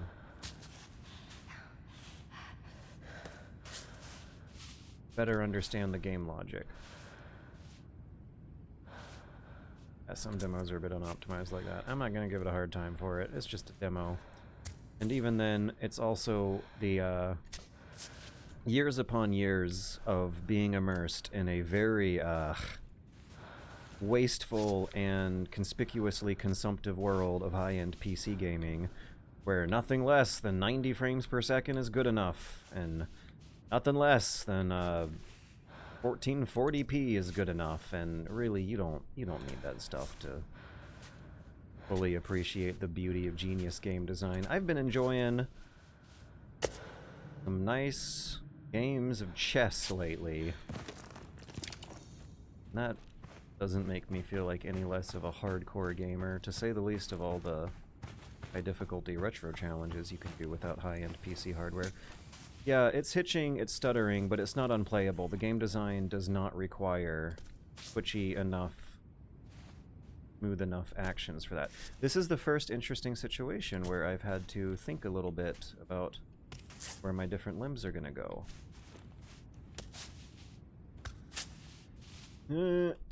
Oh, no. Oh, whoa, how did she find a hole? Oh, there it is.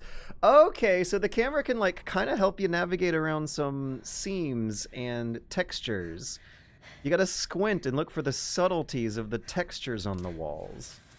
What is this breathing our character is doing? Are we, at the mercy of an invisible stamina meter? Dun dun dun dun dun dun dun dun dun dun dun dun dun. Recover stamina. There is some kind of stamina thing going on, alrighty.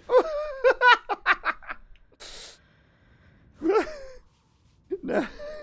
Wait, hang on. How messed up can I make her? Can we make our way up the mountain as the strangest? Oh, I love it. How I'm playing. I'm having a Ludo aesthetic experience, everybody.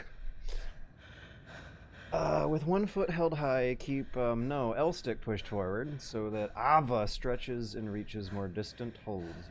Keep this gesture in any direction, but Ava won't stretch it. With 1 foot held high, keep L stick pushed forward.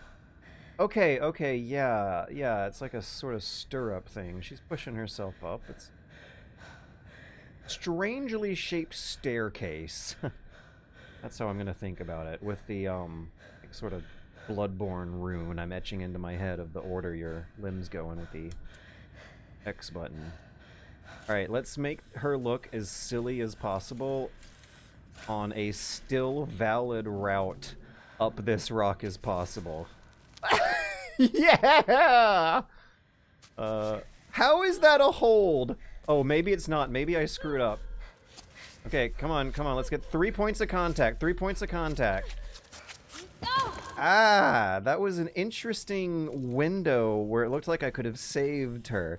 Alright, so I guess we can't contort her into, like...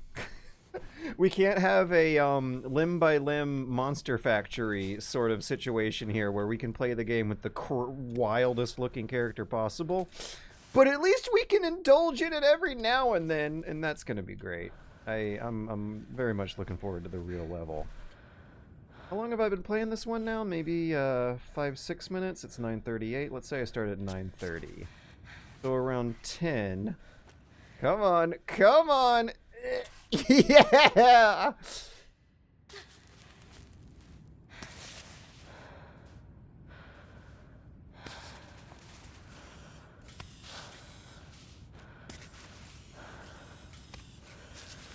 Oh, I wonder if the climbing bot is gonna save us from death if we fail too hard, and thus justify a in-game narrative justification for respawns.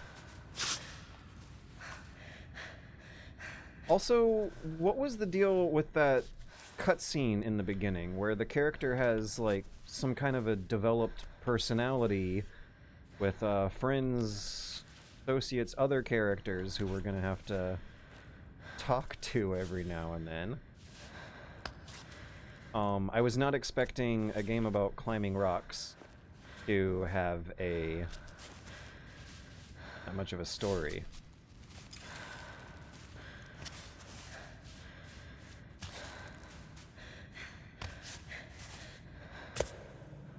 Place a python? Up? Yes. Okay. Oops. I was not expecting. Not prepared. Off belay. Stamina yay! Right trigger plus L, hold the rope. Hold. Okay. Terminology seems a little weird, but I think I get the logic well enough.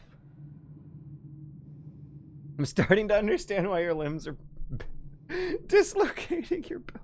Remember, you want 3 points of contact at all times, and all 3 of them should intersect through your pelvis. That's how rock climbing advice works. Recall Climbot. Piton. The game automatically selects the best limb? How is this gonna work? We recommend to play with automatic selection for smoother, more natural gameplay. However, you can activate manual selection in the gameplay settings. So wait, does that rune that I just memorized no longer... The Bloodborne rune I have etched into my mind's eye no longer valid? It's kind of like a kanji thing, too. I can visualize the stroke order. Anyways. Yeah, there was a stroke order. There was a stroke order I had to visualize that I now need to forget, I guess. Rock face. Tackle your...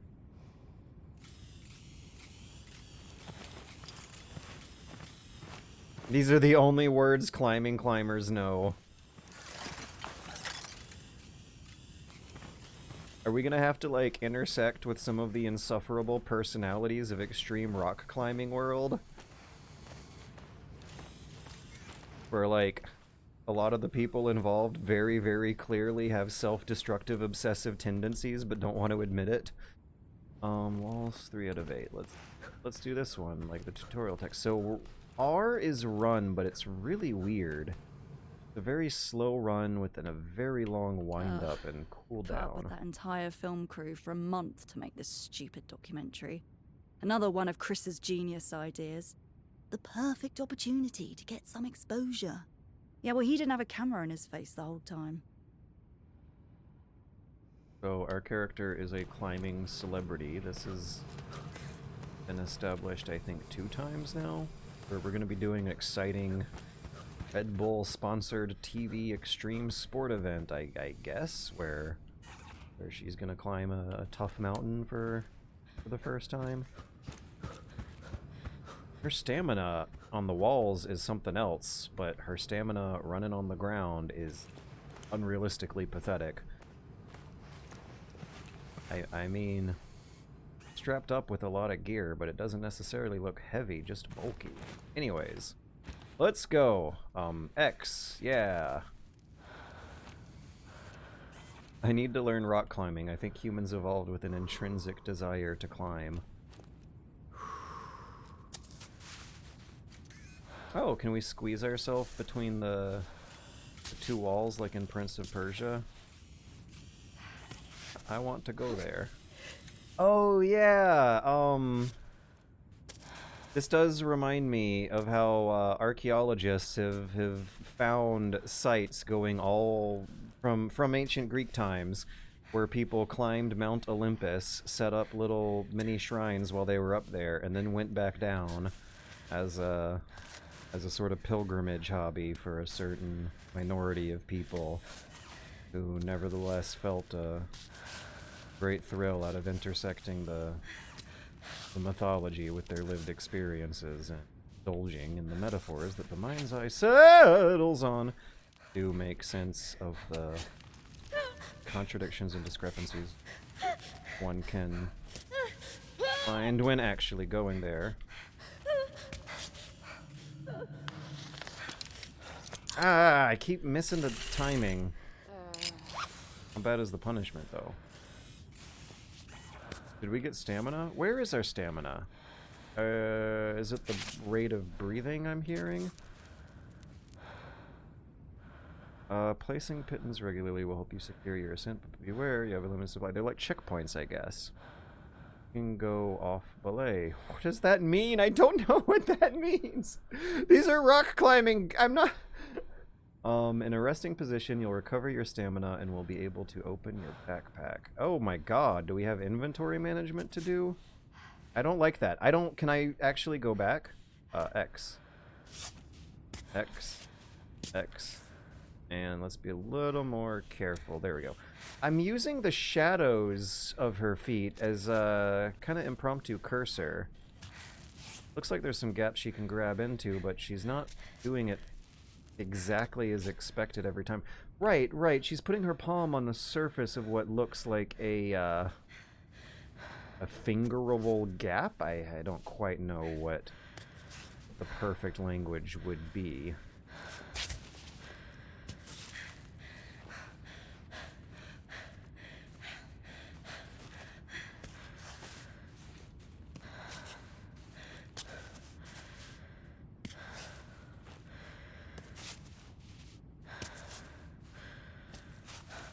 Yeah, there we...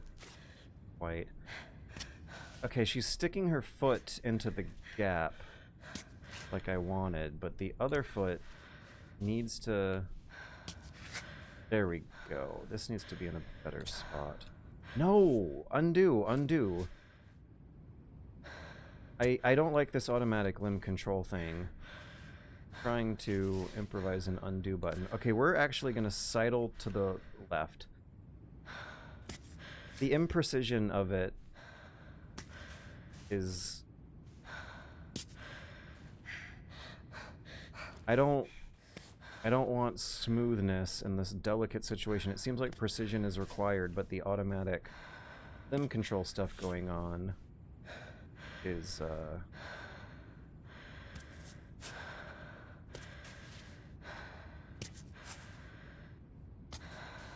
preventing us from the degree of precision I would imagine the game developers are wanting us to be thinking about. Yeah, I don't want to move her legs at all right now. I just want to move her arms. Okay, now we can start thinking about legs. I didn't want to move that leg. I didn't want to move that one either. The arms are the more delicate situation. Yeah, no, stay. Stay. There we go. Do you see what I'm trying to get her to do? Okay, now I think we can stretch. I don't want to move her legs. We're gonna try to pull on upper body strength in a second. Like now, yeah, there we go. I like it. Maybe that frustration with the imprecision was intense because I feel okay, no, we gotta get that leg under control. All right. Take a breath.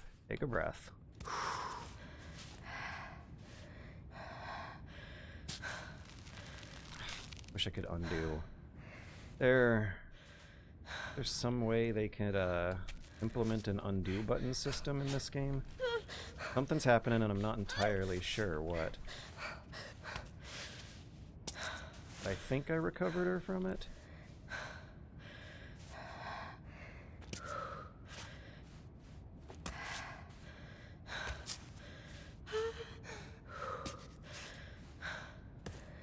It really is doing a great job of simulating the shivering short-term panic that happens sometimes as you notice yourself losing your grip and realize you gotta think of something within the next 3 seconds.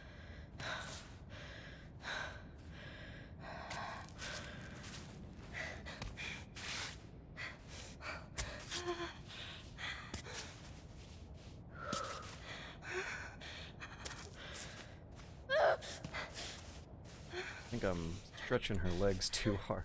Yeah, it looks like the trembling going on does not look healthy. Oh, that's the stretch. I wasn't holding it for long enough. Okay.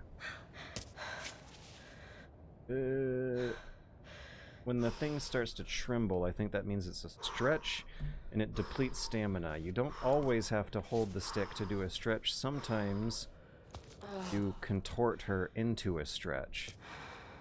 I wish I could undo that leg. There are some very consequential movements I'm making with her legs that are causing big stretches and big stamina losses. Because it almost seems like the legs are a less precise instrument than her fingers are being. Maybe there is something intended with that. Maybe. I feel like avoiding HUD was part of the exercise for them. Sometimes it shows up. There's some kind of stamina meter that's showing up every now and then. Yeah, there you go. Oh, wait, no, come on, stretch. Not good enough, I guess. That was fun. Oh. Go. Nope, there you go. That was fun. I like that. Oh, we gotta recall our climb bot.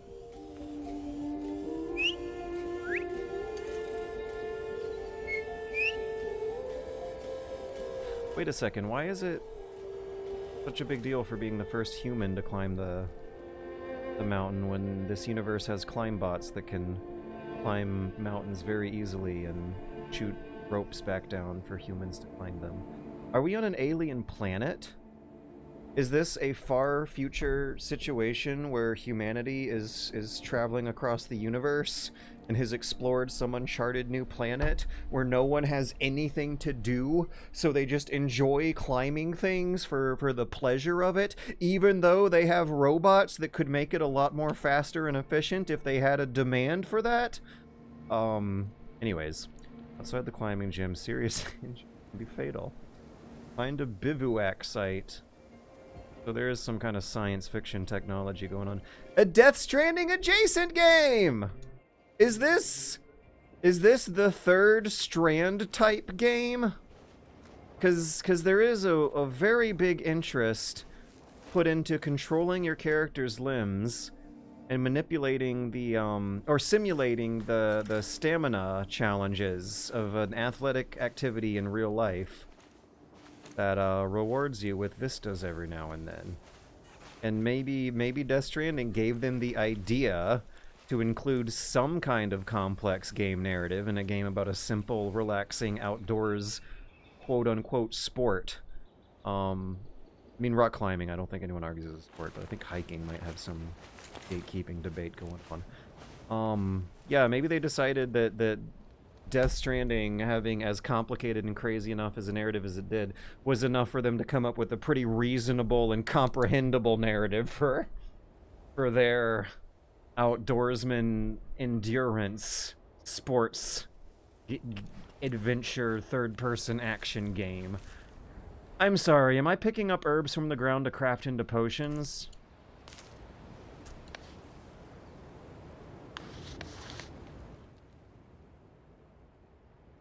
If they're hiking snacks, I might feel a little more tolerable about what's happening here, but boy oh boy do I not want to be worried about little craftable items on the ground as I walk through this scenic scape. When I was playing Elden Ring last night and not enjoying myself, that was one of the things why. The little stuff on the ground that you pick up in open world action games keeps your eyes on the bottom instead of the whole picture.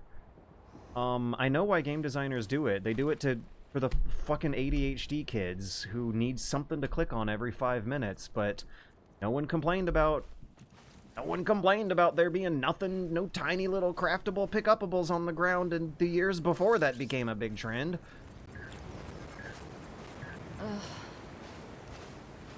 Okay, hiccup. Glowing Chris. yellow light. I wasn't done. I just wanted to say, you're in top shape, Arthur. You've never been so ready. And Cammy, you're gonna make it up there. Cammy is your purpose. It's your mountain. I know, Chris. I'm ready for it. I've got this. Yes, that's the spirit. All right, I gotta go. Talk to you soon.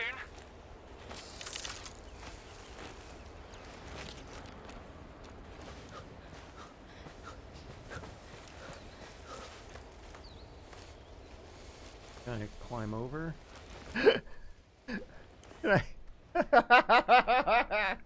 This is a game about climbing huge, intimidating mountain cliffs, but the old video game standbys of an invisible wall or a chest-high wall might still be applying here, unless I can... Yeah, there we go. There you go. Oh, I think... Am I, like, in an out-of-bounds area? I might have been signposted into it. Look at that bright red railing and the nice zigzaggy scenic pathway going on down here. The sign said that it was closed due to rock slides. I'm not allowed there, but my gamer instincts were pulling me there. I'll leave it alone for now. And our character cannot run. I don't know why. She clearly has ridiculously strong legs. She clearly has the stamina for rock climbing. But, dandelion. Yeah, I don't think you can eat those without cooking them. Perfect flower is a flower you can eat. Well, it's better cooked. Something. The raspberries, I think, are going to be safe raw. So wait, no, is this Earth? Because that's making me wonder why there's a planet, a mountain on the planet in a science fiction setting in the future that no one's climbed yet, at least on the historical record. The slope you can't climb. If it's fro ecology, it should be solar punk. Like, solar punk is a subgenre, what you're pointing out. Yeah, I could, see this as a sort of solar punk setting. So this is... Ooh, the skybox looks like... I mean, it might technically be unfinished, but it actually looks really good to see those, the strokes and the shading and the paint, the literal actual paint-looking effect they have on the sky. It is beautiful. Let's run for 10 whole steps. She can jump, too, but either one of those really tire her out.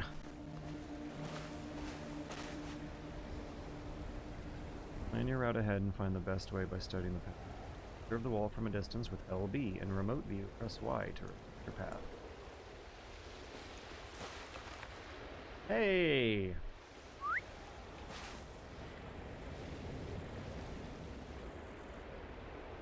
Play route? Hide route?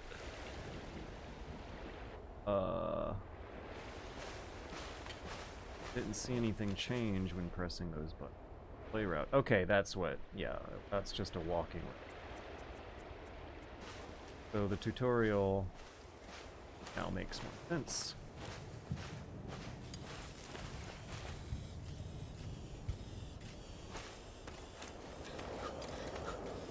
Yeah, why are we in a sci-fi setting?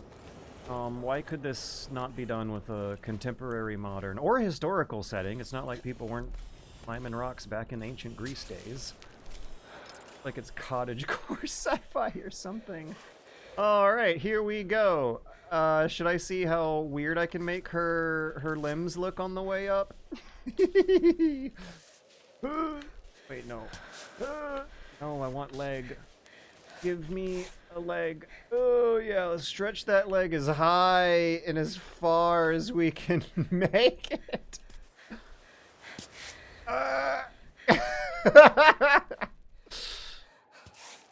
We're just gonna see how far we can go from pure leg. Not very is the answer. Well, it's I like to have fun every now and then. Oh, maybe I can leg my way up this corner. I feel like there's so many triangles, so many jagged edges on the cliff that that my frame rate is dipping.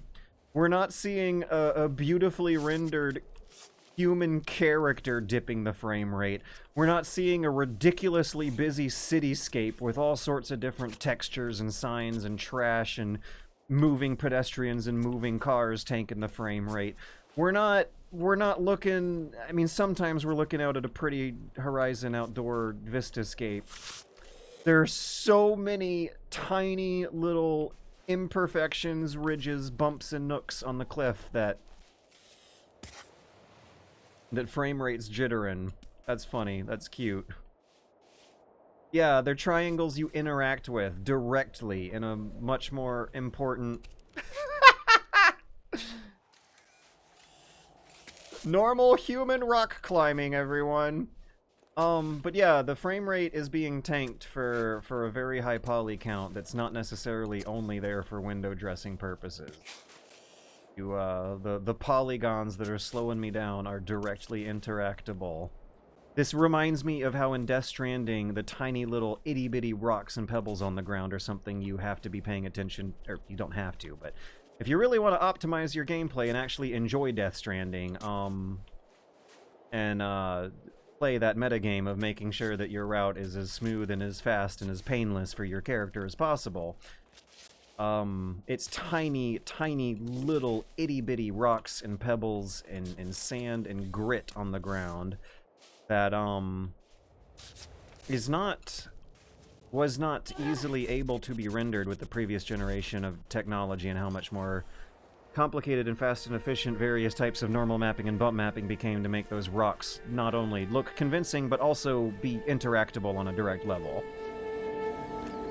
Okay, so we get a pretty different view each time. We hit about 30 minutes. I assume that the rest of the level is still being rendered in front of you for some. I wish we could move while zooming the camera out. It would be really, really beautiful and emotionally impactful to get a good, clean, and also useful for your planning purposes, to get a good, big, clean view of the mountain while you climb up. I'm not going for that interesting-looking glowing thing. I'm going to be going to the right to try to minimize the amount of distance required to get as high as possible. We're going to be wrapping this up in a few minutes. We've gone for 30 minutes, and for the past 2 demos, I have felt compelled to keep playing past the 30-minute mark because they have been good games. There have been no bad games I have played so far. I've played 3 games. They've all been very good. Give me the shiny. I'm not going for the shiny. Oh, this looks interesting. There's walking paths up here with handrails that you can grab onto for balance. Oh, what happens if I zoom out while looking this way? What's that noise?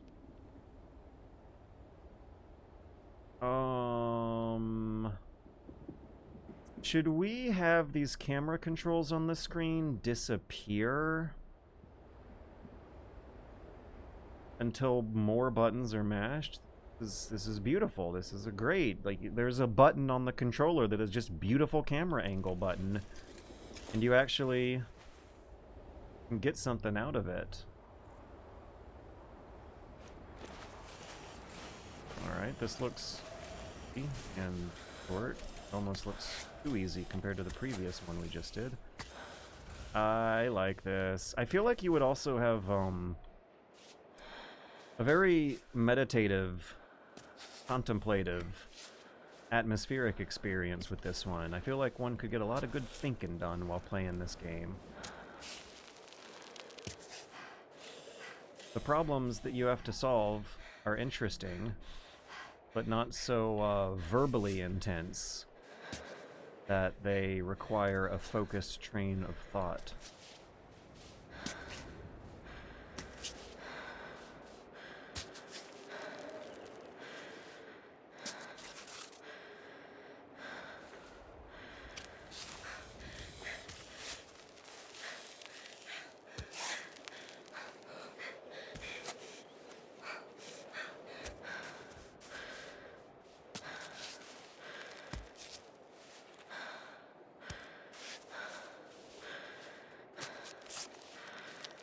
How do I get her to put her fingers in the, How do I get her to put her fingers in the little...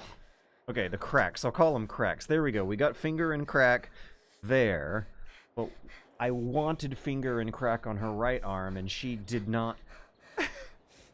She did not do the right thing. I think that's my one complaint so far, is that it seems like there is a greater degree of precision being asked of me than what this auto aim system is really pulling off for me. I also realized I had a beer. I completely forgot about it during the last game. I was so emotionally engrossed.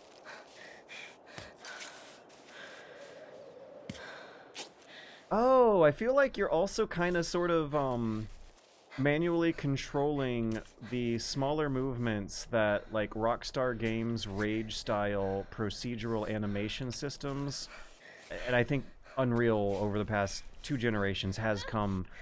Hang on, hold that thought. Hold that thought. We got a rock climbing emergency. Okay. Yeah, this feels like you're controlling a procedural animation system. Instead of your character bouncing and bumbling along as you hold the stick forward, you're nudging the stick forward and your character's, hey, automatically searching for things, auto-aiming onto things. Thank you so much for the 25 bucks. Trig the Discovery.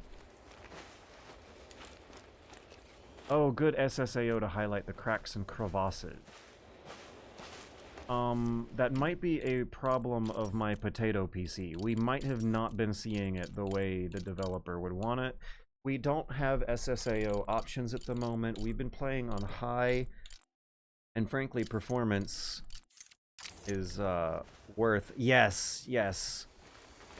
Okay, I think I'm not particularly offended, and I am appreciating at least we're in the upper 20s at this frame rate right now, and that is a nice view. I think we should wrap it up here and move on to the next one.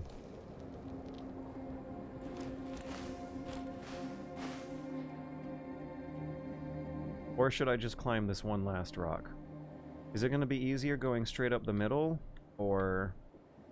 Oh, to the right. I think I see a craggier route to the right that then goes diagonal and up. I can't put it down. I'm looking at that thing. I want to see what's on the top of that cliff so bad. There might also be something interesting here. We're going to run. That is like taking away health or something? Why is running not working the way I think it would?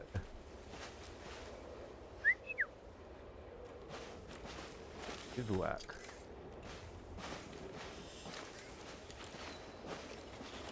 Is this an alternate route up? It looks like there might be something interesting to grab below me. But I don't think I'm interested enough. Oh no, we need water. We need hydration. Alright, where is it? There it is. Clear water. Beautiful. The only real water, actually. Oh, we have survival meters. Let's take 2 gulps. Oh, this is wonderful. I love it. They really are gamifying. Yeah. Meditative, peaceful, naturalistic, outdoorsy, outdoorsman-y, long-term endurance sport.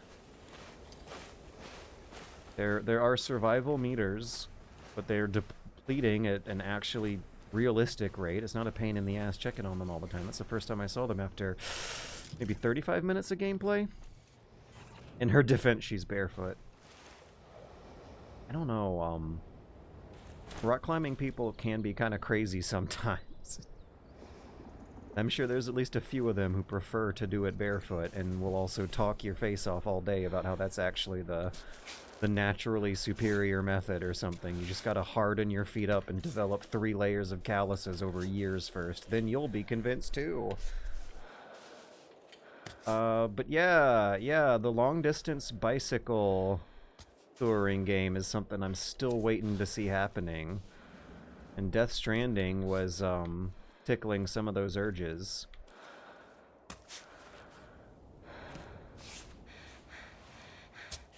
We have the framework and mechanics of long-distance hiking games coming into fruition in real time over the past half-decade or so since Death Stranding. And whether or not they will be commercially viable and successful and have... I think Death Stranding sold well on PC, but whether or not they'll be culturally defining, if that kind of radical self-conscious awareness of game design's emotional power has a Resident Evil style moment where the gamers, where it's intuitive enough for mass audiences to fully understand what message the game designer is trying to tell them with their game design. It might happen. Oh, well, Death Stranding 2 is slated. I expect it to be... I don't know how interested I am, actually, in playing the game soon. And if I genuinely expect it to hit me as hard or be as fun as the first one did. I am expecting that one to review better than the first one, by sheer cultural osmosis of positive Death Stranding reviews making their way into the collective consciousness and changing the expectations that traditional critics are going to be having for Death Stranding 2 next time. And I am happy to have known that I played a part. Yeah, I think that we will hear much smarter criticism and reviews for Death Stranding 2 than we did for Death Stranding 1, for sure. I want to go left. Oh yeah, I really want to go left, but I want to take the crack to my upper right to get there. So we're going to be going right in the short term, to go left in the long term.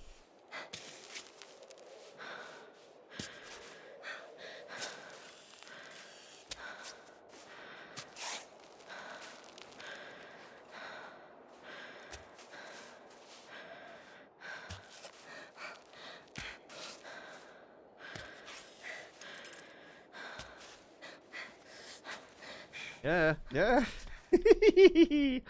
I also actually kind of like giggling at the... Hang on a second. Let me concentrate. Let's breathe. Release our hand from the controller. Blow on our hand, which was getting sweaty, at the exact same moment our character is literally blowing for air in the game. Alright. But yeah, I think I'm looking forward to reading Death Stranding reviews and criticisms more than I am playing the game itself, because I know it's going to be an extremely long time commitment, and my 2025 is not going to gracefully allow for that kind of experience. Even if it's a perfectly... I think... Are we good? When do I get to...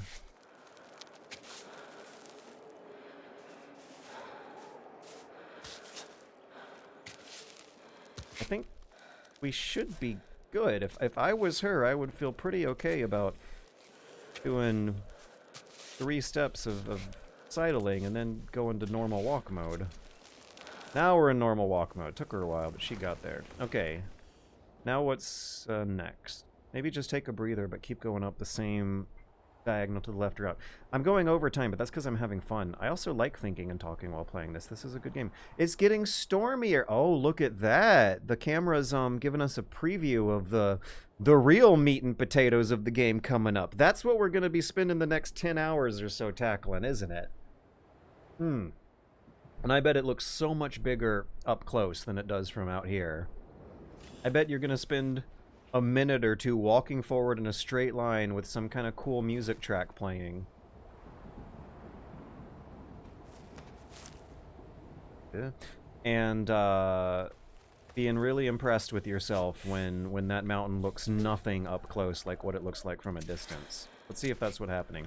I'm sorry for going over time, but I'm appreciating the genius of good game design here.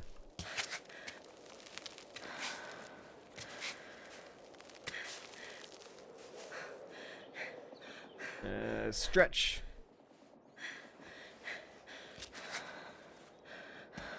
Oh. Gonna be tricky. Finger. No, I wanted her to finger. She did not want to finger. Stretch, stretch. She can't stretch far enough for that. Okay, this might be a good enough contact point. I also cannot call some of the physics and grabby points going on here realistic. There are a few where I do not think it would have been physically possible to hold an object of her weight on a slope of such sheerness. And then again, stuff like this happens every now and then. So it's considerably more realistic of a game in general. More realistic of a video game. Also because it's depicting something that normal people do every day instead of a fantasy hyper-violence situation. It's relatable. It's something that the video gamers playing it have probably done a couple times in their life too. So the lapses in realism don't necessarily strike me as something pulling me out.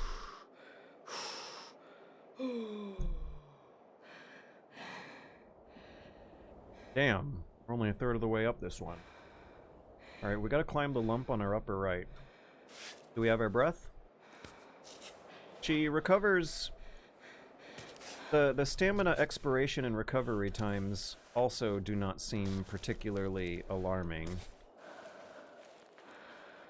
I think at this point, up the current cliff, I'm also gradually learning to stop worrying about precision and love the auto-aim, because it looks like there really isn't that much of a difference in stamina drain if her fingers are making the maximum points of contact possible inside the tiny little cracks that are everywhere, compared to if she's palming it outside the cracks with geometrically less contact between skin and rock. The sun is now setting. Let's pull the camera behind. We cannot. They are teasing us with this change of lighting that we can't really see. That's cool. I wonder if the shadows are also going to come into play later on and try to screw up our climbing plans by hiding valuable holds. I wonder if you got to use a flashlight later on to, in one of your hands while climbing in the other ones, to find hidden handhelds holds in the dark or something. I am thinking out loud of some really interesting... Uh-oh. Uh-oh, how are we gonna do that? I think I see a route. I am thinking out loud of just how interesting this could play out to be.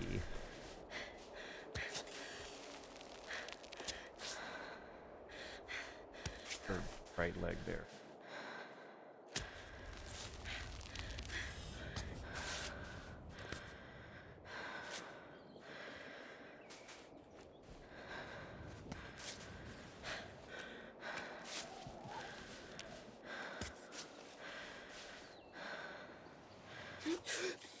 Yeah, we got a stretch. The controller rumbles when you do that, and you have to hold the stick forward for what feels to the fingers like a small bit of exertion.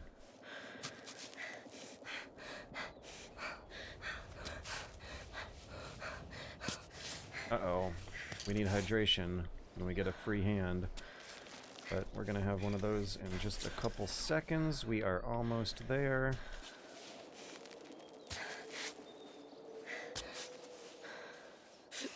Hell yeah? I'm not screwing it up, am I? Okay, okay. It's a little weird towards the end there, but we made it! Yeah! Oh wait, what was that button prompt?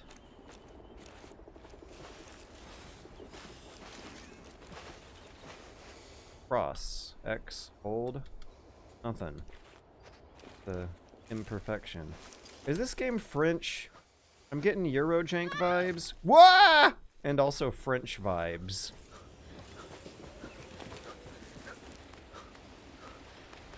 For some reason, this is reminding me of French artwork things. Okay, you gotta worry about water. One of our 2 canteens is empty, the other one's half. Yes, they're French. Same studio as Fury. Same studio as Fury. That surprises me. But, yeah, I'm getting... Can't explain exactly what it is, but this is reminding me of good old artistically intense French cartoons from the 90s. Fury, Haven, and now this. Oh no, there's audio glitches. This is cool. This is so cool.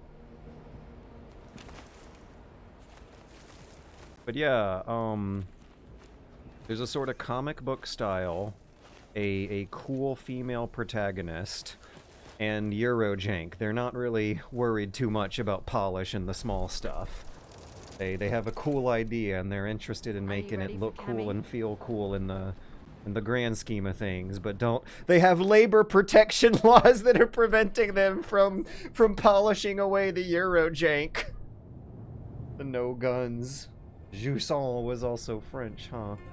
Oh wait, but have you been saying it Jouissant this whole time, Trig? Congrats! That was awesome. I loved that. That was a great demo. 45 minutes. We went over time and it was worth it. We have an hour and 10 minutes left, and then I'm going to be doing 6 hours of video work.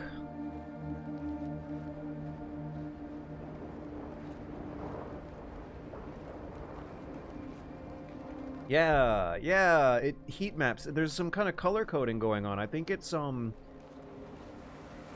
bluer when I'm most out of stamina. Blue or white, the color changes to a different one at what I remember being the most stressed out at. That kicked ass. I loved that. I mean, yeah, it could use more polish, but not a big deal in the grand scale of life. Ooh. Are you coming back to YouTube? Yep, March 15th. Give me 2 weeks, buddy. Stuff like this and Death Stranding are what helped rekindle my love for games starting in 2020. The Next Fest does something to me every time. Plebeian 727, I'm coming back to YouTube and I'm making a comeback. This video, I never really stopped working on it over the entire year. It's, it will hopefully look like a satisfying comeback for all the time that has passed. I think the game is also now freezing on closure. That's unfortunate. Next fests are way more exciting to me than individual full releases. Yeah. Yeah, I was a little worried about this one. My usual weird indie game recommender contact, Massimar from the Dad and Son server, was feeling a little leery about this next fest, but I got a really good list regardless. They must have had their fun with the previous ones and might have been desensitized to the cool feelings by now, because I did not get into the next fest until the previous one. This is my second one, and every time I come away feeling my mind is just racing with how many good game ideas have not yet been made and how many good game ideas are being worked on out there right now, and there's some kind of artistic reassurance from that. Have you checked out Skin Deep, the new Blendo game? It's crazy how far that guy's game is. I did. I installed it on this computer and tried launching it, and it wouldn't. I think it has something to do with the... I'm assuming some version of Unreal, but it might not be Unreal. I'm assuming it's incompatible with my hardware. Usually that means Unreal Engine 5. But hardware incompatibilities, let me actually assume that. So, what we're playing now is a game that is probably less unique and original and creative, but still doing the all-time favorite gaming tradition of dunking all over Sonic and doing something that's like Sonic but probably better than Sonic from a more competent development team than Sonic Team. If you love Freedom Planet and Run Man, Search for the Crumbus Stars, maybe you'll like HASTE, Forbidden Worlds, Go to Gate, Big Blue and Blocky, Move, Big Blue and Blocky.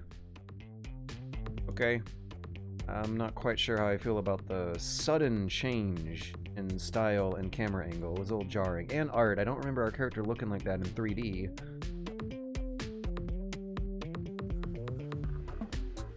Hold left stick, press to go fast.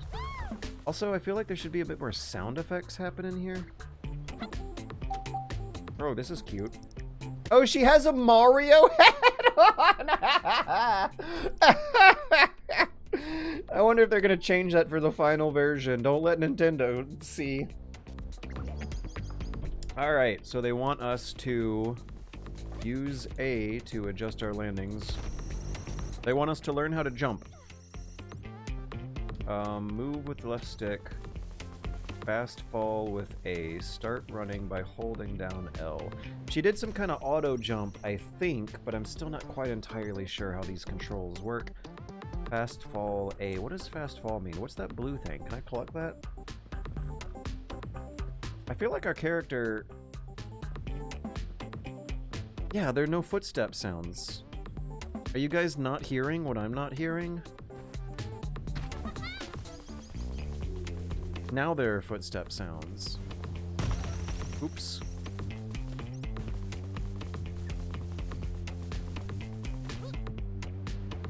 Maybe I press back on the stick or forward? Are the triggers gonna do anything? Okay, so that's like the Sonic charge is what this L stick thing is. Do I tap A? I think she does a little flip when I tap A. Okay, now that I figured it out, that does feel kind of good. Maybe I should just not press A at all. But it says use A to adjust your landings, and there's a fly flying in front of my face. Flies in the building started appearing after Airbnb renters took over the building and dumped their trash everywhere. Ah, it's out of here. I gotta use my gamer instincts and my gamer reflexes to catch it and smush it. I am not figuring out what they want me to do. Reach the end. Use A to adjust your landing. Should I not press anything? What? Oh my god. Okay, no, I know there's a verb. They should have used descend or drop or increase weight. I think descend would have worked way better than fast fall. Uh-oh, there's jank. There's good art. There's good modeling work, but it doesn't quite match up with the good concept artwork. There are some good individual assets, but like, look at how they're scaled and placed. It's weird. There's a decent enough run cycle on our character, but without any footstep noises and the camera being as close as it is, there's just a certain degree of jank going on. Okay, I'm just gonna hold forwards and smack it. Boom. Okay, now I'm gonna hold forwards and tap A a bit. Dive, yeah, dive might do it too. Fast fall was not doing it.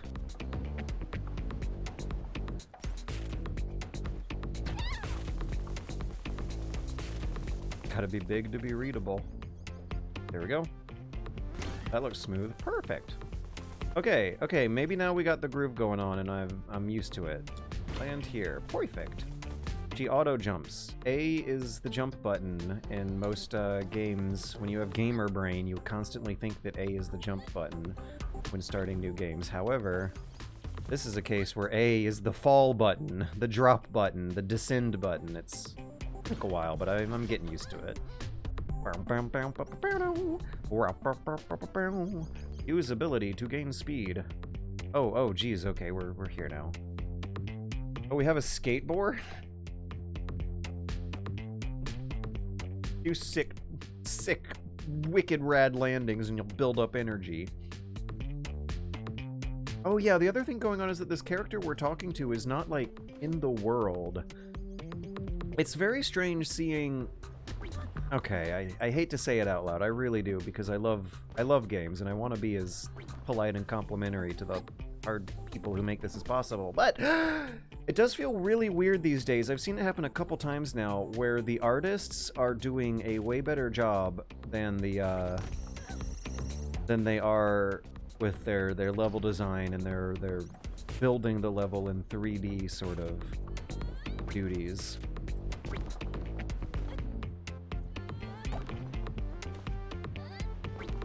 Oh, usability, left trigger. Oh, there we go. Okay, that looked like it gave us some hang time. Use board for extra speed. Oh, it increases drag like a parachute. It makes us fall slower. Our character is wearing parachute pants. L trigger, L trigger. Perform landings to gain energy. Okay, I get it now. That is cute. There's fun rules. There is ostensibly good art. There is a good idea here that probably looks cooler in the video than it does. We're gonna retry. Than it does by your fingers, though. Well, makes it a little harder to describe. Okay, let's do some sick landings and build up our energy. Yeah. Yeah. Perfect. Yeah.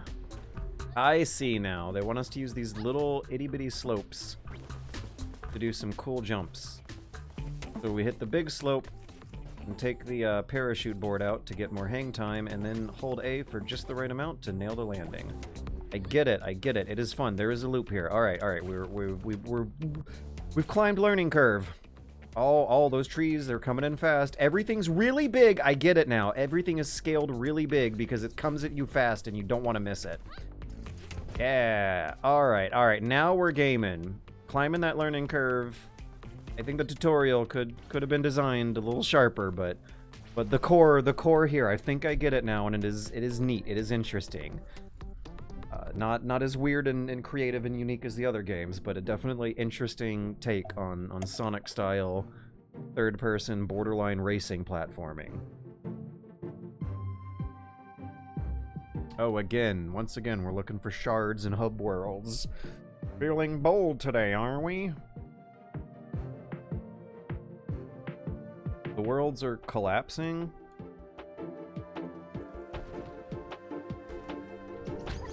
And just like Sonic himself, her walk at normal speed feels absolutely awful. Yeah, let's just bring that back again for demonstrating. The camera's way too close. It's kind of hard for me to see anything interesting in the peripheral vision. And when you're moving at this speed, the scaling looks so much weirder than when you're going fast. The lack of a footstep sound is bothering me more than it should.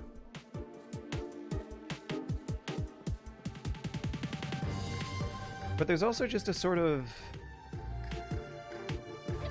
unimpressive airiness or floatiness to her basic walk cycle. Okay, it's not awful, but it's definitely less impressive than when you charge up and start going fast and doing this stuff and have to think really hard about every little turn you're making because you don't have the time.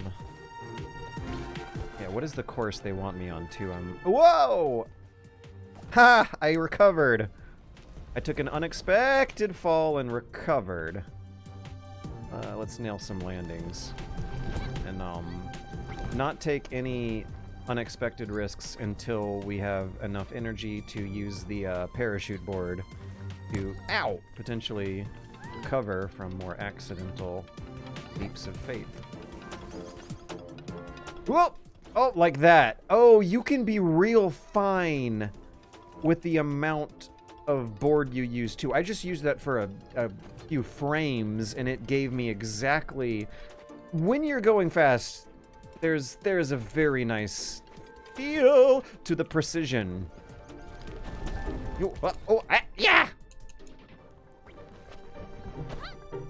And also scanning the terrain for where the objective is. Where should I be? Should I be in the desert or the grasslands? Look how cool that looks.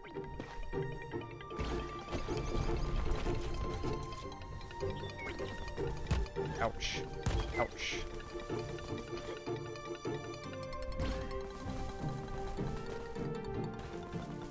Oh, how come I didn't get energy for that? Yeah! Ouch. Oh, never mind. They gave me points for that because that was cool. Look at that! Look at that! I got a lot of airtime. Alright, now what's going on here? Was that the shard? I think that was the shard. Did I do a good thing or a bad thing? Oh! Is there a retry button? Abandon run. I don't know if there's a retry button, but there is an empty void I can fall into to my death. Okay, let's do that again, now that we're ready for it this time. Hell yeah, we're doing it. We're playing video games and learning new systems really fast and cool in front of an audience on Twitch, instead of going to school like a bitch every day with teachers who are mean and authority figures that give you a hard time. I'm getting in the groove for it now. Now that I got this figured out, yeah, it's janky, it's weird, could be better, but no, this is good. This is fine. Everything's fine. I just have a sneaking suspicion that... Alright, it felt really good to weave between those things at that speed. That there might be more competent Sonic clones out there. A tutorial... What the... Level select? Yeah, there's...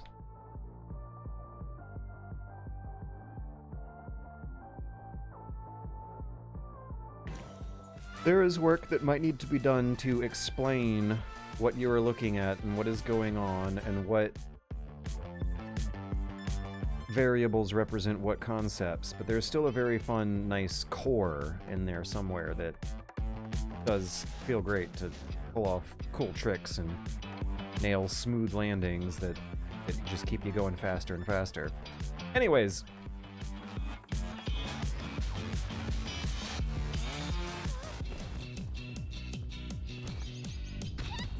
and they might, could, or should... I want to see what this thing is. Oh, look at that preview we're getting from hitting the biggest ramp first. Man, so if I want to course correct and go back, there is a little... Yeah, who are you? Wait, no. Should I slow down around them? Oh, I'm trying to just slow down and talk to this NPC looking... Maybe I press A a bunch. Get away from the lava. Slow. How do I slow down? What is it? I can't even get a clear, good look at it.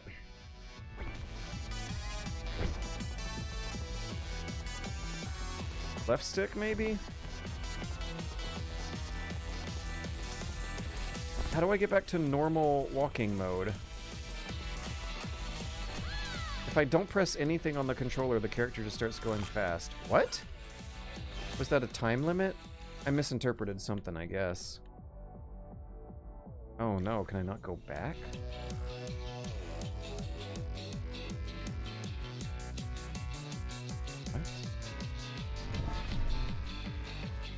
What? What is going on? I never got a tutorial pop up for this. I'm figuring it out along the way with you guys. Okay. We're in Shop World with Gone.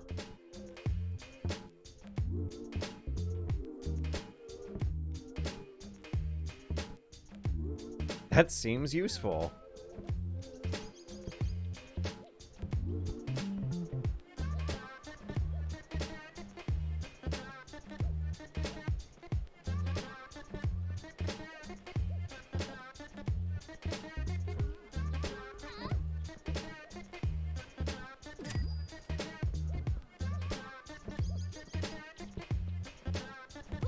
Okay, now how do I eat it and get that health back?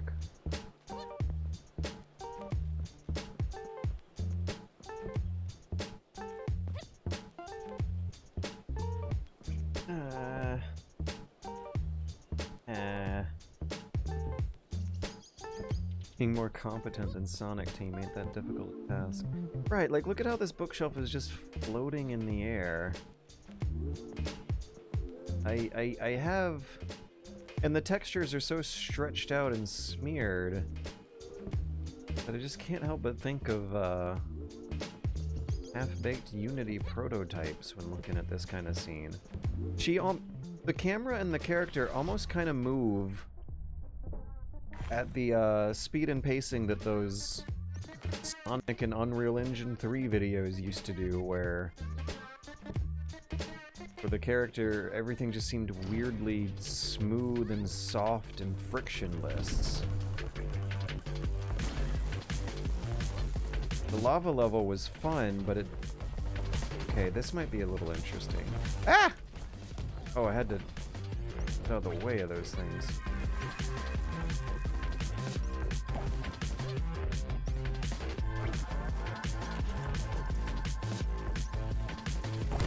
Ah.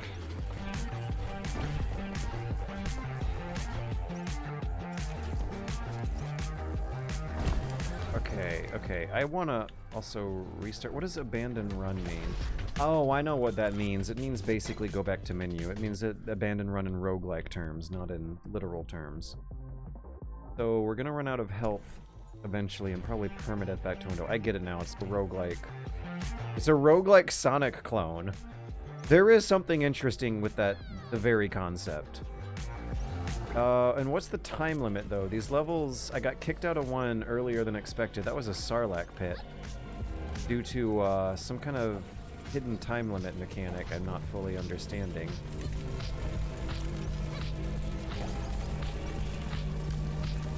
The energy buildup for your board has also been frustratingly slow, to the effect of making it feel like my moves are essentially limited. Okay, I have 2¼ bars of parachute board energy. However, I feel like once I try to use it, it'll deplete so quickly that I really should only be using it in emergencies, but yeah, I did really bad that time. But if you use it more, you get to see and do a lot of cool things. Is my health full? No, it's not. Not at all.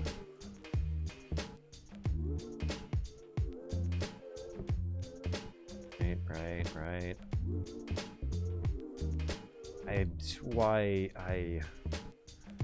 That seemed like unnecessary indulgence.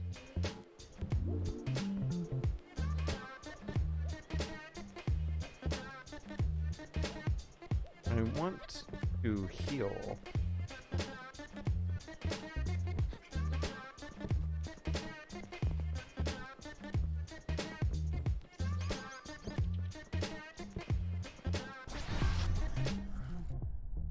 Goes up more when you get a perfect than an okay. I think it's about really nailing your landings. It didn't seem like there was a lot of opportunities to nail my landing in the last level. Okay, let's see if this kills me or if I keep making it through. There's some kind of boss fight here and I don't know what to expect. Okay, that's bad. Don't go to those things. Gotcha. I'm sorry, the cool blue looked a little inviting and I don't remember pressing the board button. Good. trying to nail landings. Good. Well, I gotta dodge. Is there brakes? Is there a brake button? Dive. Dive! Dive! Alright. Interact is also A. Item 1 is LB, RB, and Y.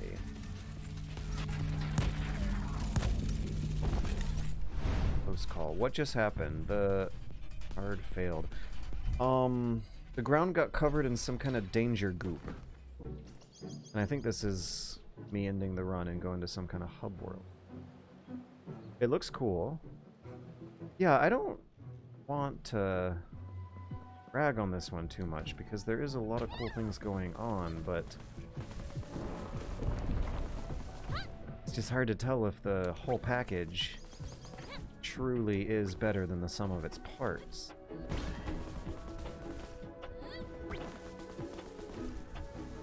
It's 30 to 45 second bursts of fun that still intersect with 2 to 4 second stretches of confusion.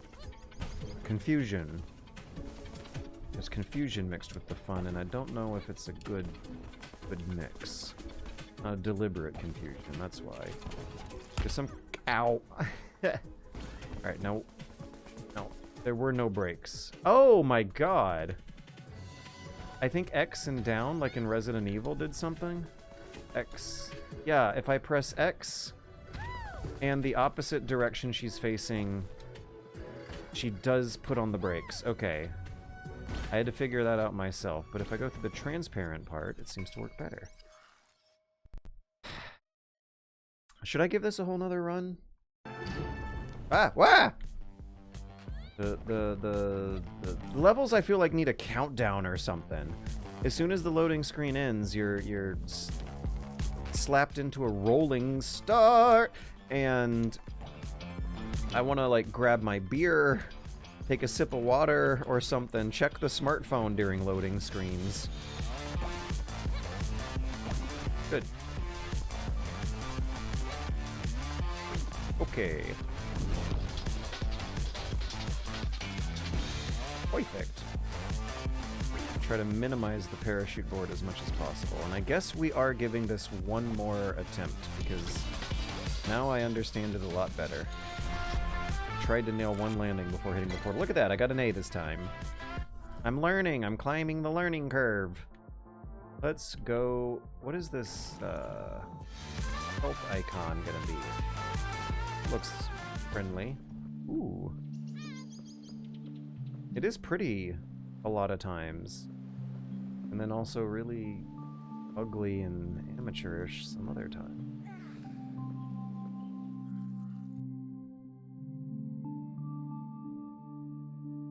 Oh, yeah, there is something really off-putting about these dialogue scenes. Like, maybe it wouldn't be so off-putting if we were seeing a blurred depth of field out image of the 3D characters talking to each other.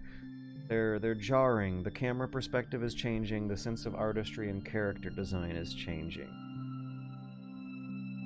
And the stuff they're talking about, I feel, never got a proper intro. And not a proper exposition dump, which makes it all feel kind of like indulgent, unnecessary expeditions. Exposition.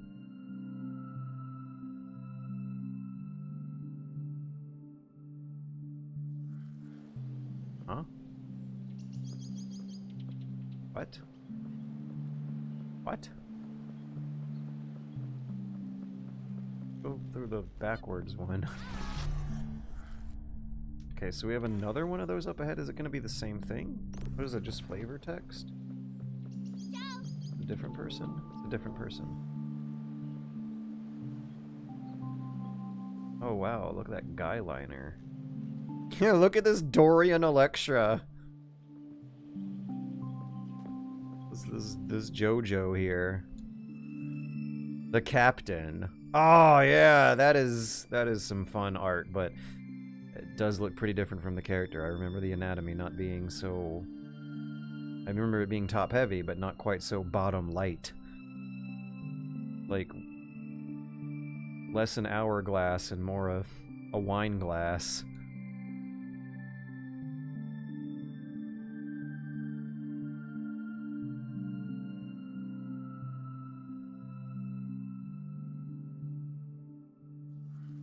I disagree with the character. I'm somewhat confused about how helpful those scenes are. I guess the risk versus reward math you're doing is that the health plus signs, the first aid signs, are safe, but they do not give you an opportunity to build up energy for the boss stages or something that you need them for later. I also have a better understanding of how to gain currency now. You do it by... Right, it also locks you out of an opportunity to gain currency before going to the store. So it is safe, but you don't get anything out of it.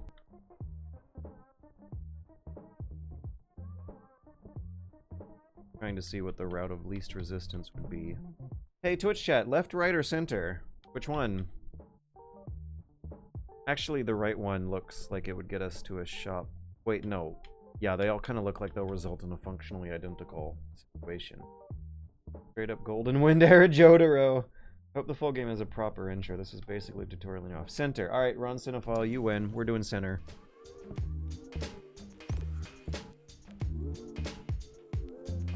Ready. I am prepared. There we go. And let's get away from those big, shiny, attractive things. Like a moth drawn to the flame. We gotta get some self-control over our instincts and fly away from that. Oh, I have maximum energy now. I can parachute. Wait, what happens if I touch... Don't touch them, George! Okay, what happens if I touch them? I'm gonna touch them. Ah! Yeah, it was dangerous. What did I knew it, George! Conveyance here is poor. Like, golden, shiny orb is something you typically want to collect in video games. The A button is something you typically press to go high, up, forward, jump. Here you press it to go down.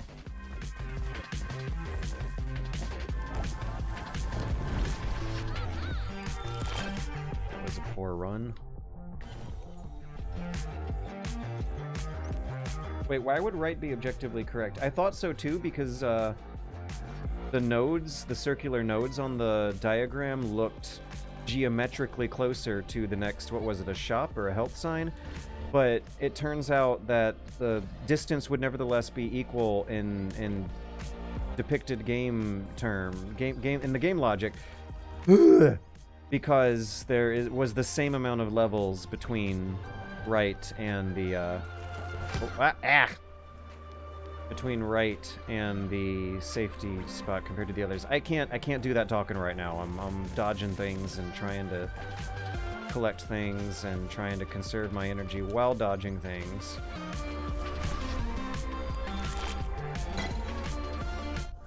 I only made $7.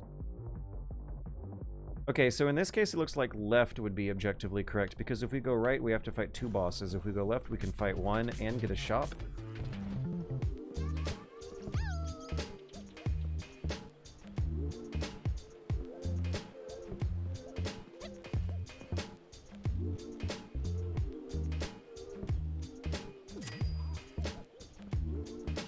Alright, now how do I use it?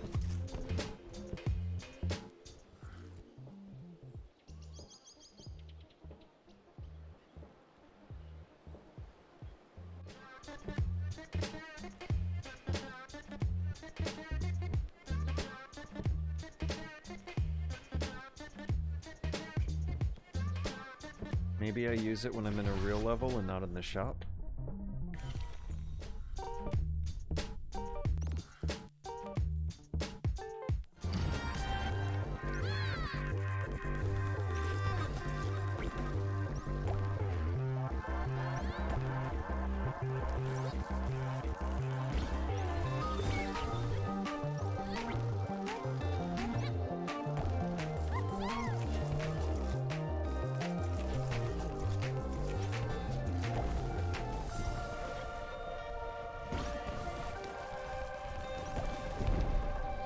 Yeah, that was fun.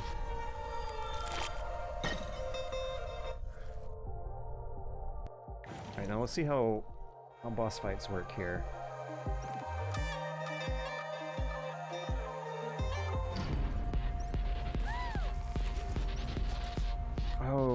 think the ground's gonna be covered. Okay, I'm also figuring out how to use the item. I just glanced at chat to get some help. There's, once again, a very, very ambiguous sense of feedback. No sound effect when I press that button. And the change in UI is subtle. My eyeballs are not on the part of the screen that you, as the viewer, have the luxury to zoom in on. Right, when I press LB, I see a white circle. Look at that, I'm making mistakes looking at the thing and trying to talk about it. Did I win? So I guess a boss sort of maneuver.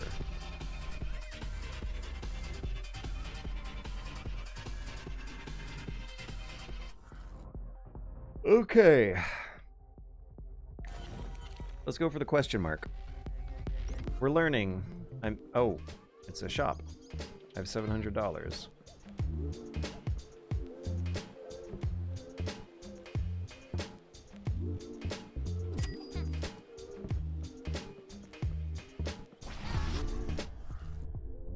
You thought of it as a consumable. Maybe it's more like a trinket in STS is with you always now. Yeah, it is, but also I just flat out did not see any feedback on the screen when pressing the button.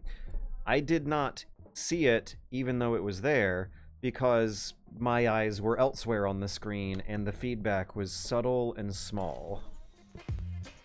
There's a circle that fills. There's no sound effect. There's nothing more on the UI than just the circle filling. And it's a small circle at that. Okay, I'm looking forward to doing this one again, though. So, yeah, there's a really neat core gameplay with an kinesthetically satisfying sense of control and speed that even has a lot of interesting roguelike decisions to make on your way through. But the conveyance, the way the tutorials are designed, and the way it looks when you're moving at slow speeds are all feeling considerably more jankier than that core is. Okay, we got a challenge. Remember how challenge starts in 4 seconds? Wait a second, now I get a countdown timer? Remember how... What is the challenge? What is the challenge? I've failed from this many times, a few times, and I'm not entirely sure what the goal, the objective, do I paint the area with color by running around in a close enough distance to restore the world? 47%. Now I see it. White text at the top center of the screen. My eyeballs are on my character. There are important things happening on the screen that I can't really comfortably track while also looking at my character's motion. And you can tell how difficult it is to move my eyeballs between the two and how many frames of thinking time it takes because my talking slows down and I start making gameplay mistakes when I move my eyes on the screen to glance at the color meter. There's an actual big red meter on the screen. Yeah! And that felt good. It felt really good to dodge and weave through those obstacles. Okay, we have a 29-second time limit. 5% still needs to be filled. Is that gray I see in the distance? Ow. Or is it just shadow? 5... Oh man, am I having to restore the color to the out-of-bounds sections under the sheer cliff walls? It looked like it. Here's more, here's more. 4, 3, 2, 1. Come on. Alright. Listen, I did not even figure out what the challenge was until the challenge was about 6 seconds into gear. I was 6 seconds behind. Conveyance, UI. Get a UI consultant. Is someone here a UI consultant? Did someone here go to DeVry University for a UX degree? Quick, someone call a UI consultant. Woo, ha, woo. But yeah, you can see that I am still having fun when things are moving along and there is no guesswork about whether or not I'm doing well or poorly. Whee! It's really fun actually when I know when I'm in control of the situation.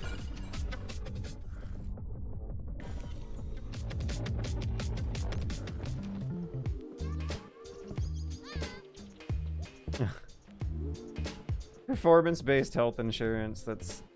That's really useful, actually. I'll take that one. Thank you. All right, now we have the end of the run ahead of us. Big boss. Now I know where my eyeballs should be when scanning for goals. Battle. How does a battle work? Jumper. Attack the machine. Okay. I hate to say it, but if that was a pop-up... Ow, ow, ow. Ow, ow, ow. Jumper, attack the machine. Okay, I'm still not... There's a machine around here. Do they mean jumper is in a person who jumps, or jumper... Is the machine shooting these things at me? Where are they coming from? Aha!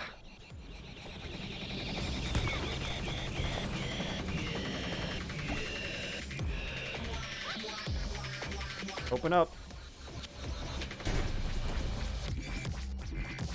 Did I take damage from that? I think I'm fine. It kind of looked like I took damage, but the health meter is pretty full, so I'm not entirely sure. I took damage from making a few mistakes on my way to him. This is... Yeah, like, look at this. This looks really cool. This is a pretty neat... Ah! idea for a boss. There was some kind of, like, wave pool effect where the grass and the dirt were flying at me. Do I hit the... But once I'm up there to him, it's like... Do I wait for him to open his mouth? Do I hit the giant glowing weak points? There are certain expectations of game logic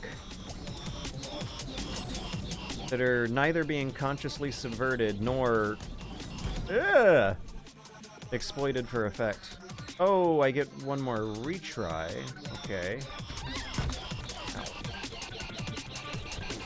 Need to pay more attention to my health meter and remember to use items. But yeah, it is like a little heartbreaking that such a cool game unfortunately has so many such mundane issues. That such a cool game has some very, very unfortunate and serious UI issues. That such a cool game has some very unfortunate and serious tutorialing issues. Hey, what's that? Oh, let's get out of the way of the wave. Yeah, that looked awesome. So let's see what happens if I just hit it smack dab in the straight center of the forehead. So the glowing tanks on it look like weak points. My gamer instincts want me to hit it in the weak points. I don't think I should, though. My gamer instincts... Also, I think it's shooting these missiles out of a mouth. So, my gamer instincts are also telling me to jump inside its mouth and look for a glowing weak point in there. But no matter where I hit it, it's taking away the same amount of damage. It looks like you just have to hit it anywhere 4 times. It's going to get increasingly more difficult with each hit. But dodging missiles that are shooting at the camera at high speed through a massive distance that you're covering through, fog! Yeah! When you have to occasionally look for a natural ramp really quickly and improvise a big jump. Colonel Campbell would be so proud! There was even an actually cool glitch where we paused on the frame of the hit registering, and it was a glitch from a lack of optimization, but looked really cool and made it feel really cool too.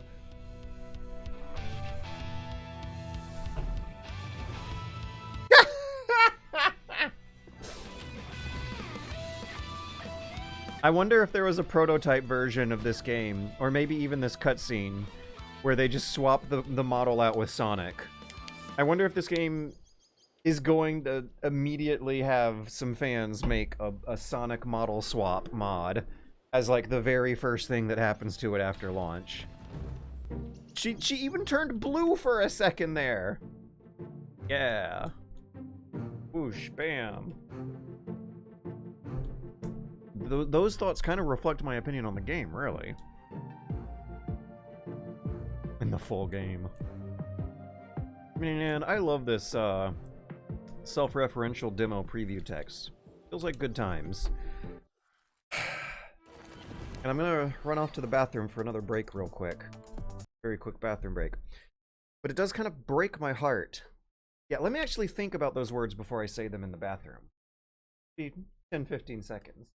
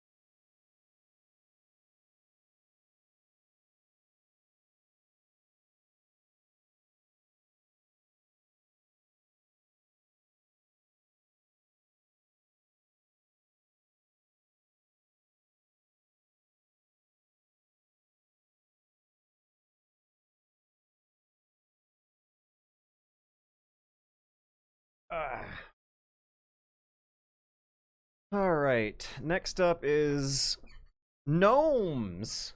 Wait, actually, hang on. 11:03 to 11:30. I might be making an executive decision here to skip 1, 2, 3. Wow. 3 games that I had on my list to go to Wander Stop. There's a fan in the Dad and Sons Discord server who, I know, I was looking forward to gnomes, but I'm more looking forward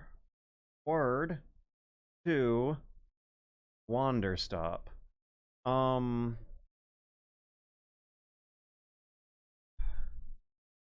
do not know how to tastefully explain how unsustainably large of a workload video essay work is. I have been keeping a full-time video work schedule going as my full-time highest priority above these streams for weeks upon months now, and you guys in the audience do not see it, but those in the Patreon Discord do. And I will be doing something like six more hours of video work later tonight. And I have had the most insane 72 hours, one of the worst weeks since August, and it very much has something to do with the condo tower getting taken over by Airbnb. And I do have to wrap the stream up at 11:30 in 30 minutes. This Wander Stop game is something I'm going to make an executive decision to skip ahead to and play. Oh, did you check out 500 caliber contracts last Nexus? If not, I recommend you try the demo. I have it installed. There is not enough time for everything. Wanderless do it, Stanley Parable dude, come on. That's Wander Stop. I think Wander Stop is made by the Stanley Parable dude. This game was the highest recommended demo from a fan in the Dad and Sons Discord server whose tastes are aligning well with mine. Hawk, I don't know if you're watching, but thanks for this one, Hawk. The description immediately pulled me towards it as the one I was most looking forward to getting to tonight. So as much as I was looking forward to gnomes, we're skipping ahead to Wander Stop because there is not enough time for everything. There just is not. And I hate it. I hate the reality of it.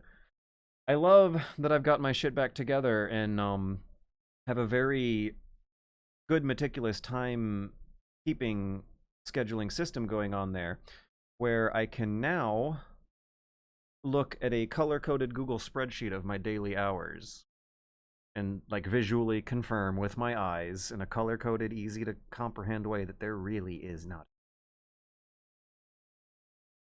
There just is not. I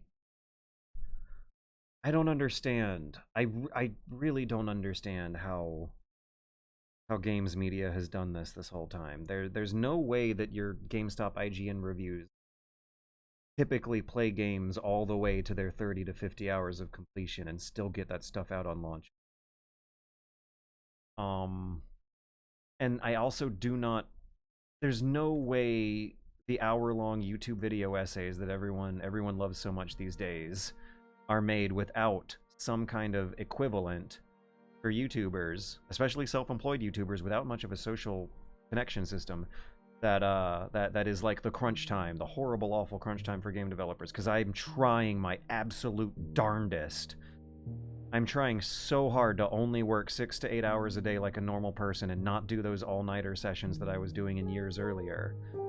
And I still am not really seeing how it makes sense. There still does not seem to be enough time to work full-time. Like, it's like, to make video essays this fancy, you have to work significantly more than 40 hours a week, and back to that. I really fear it. It makes me feel sick. Okay.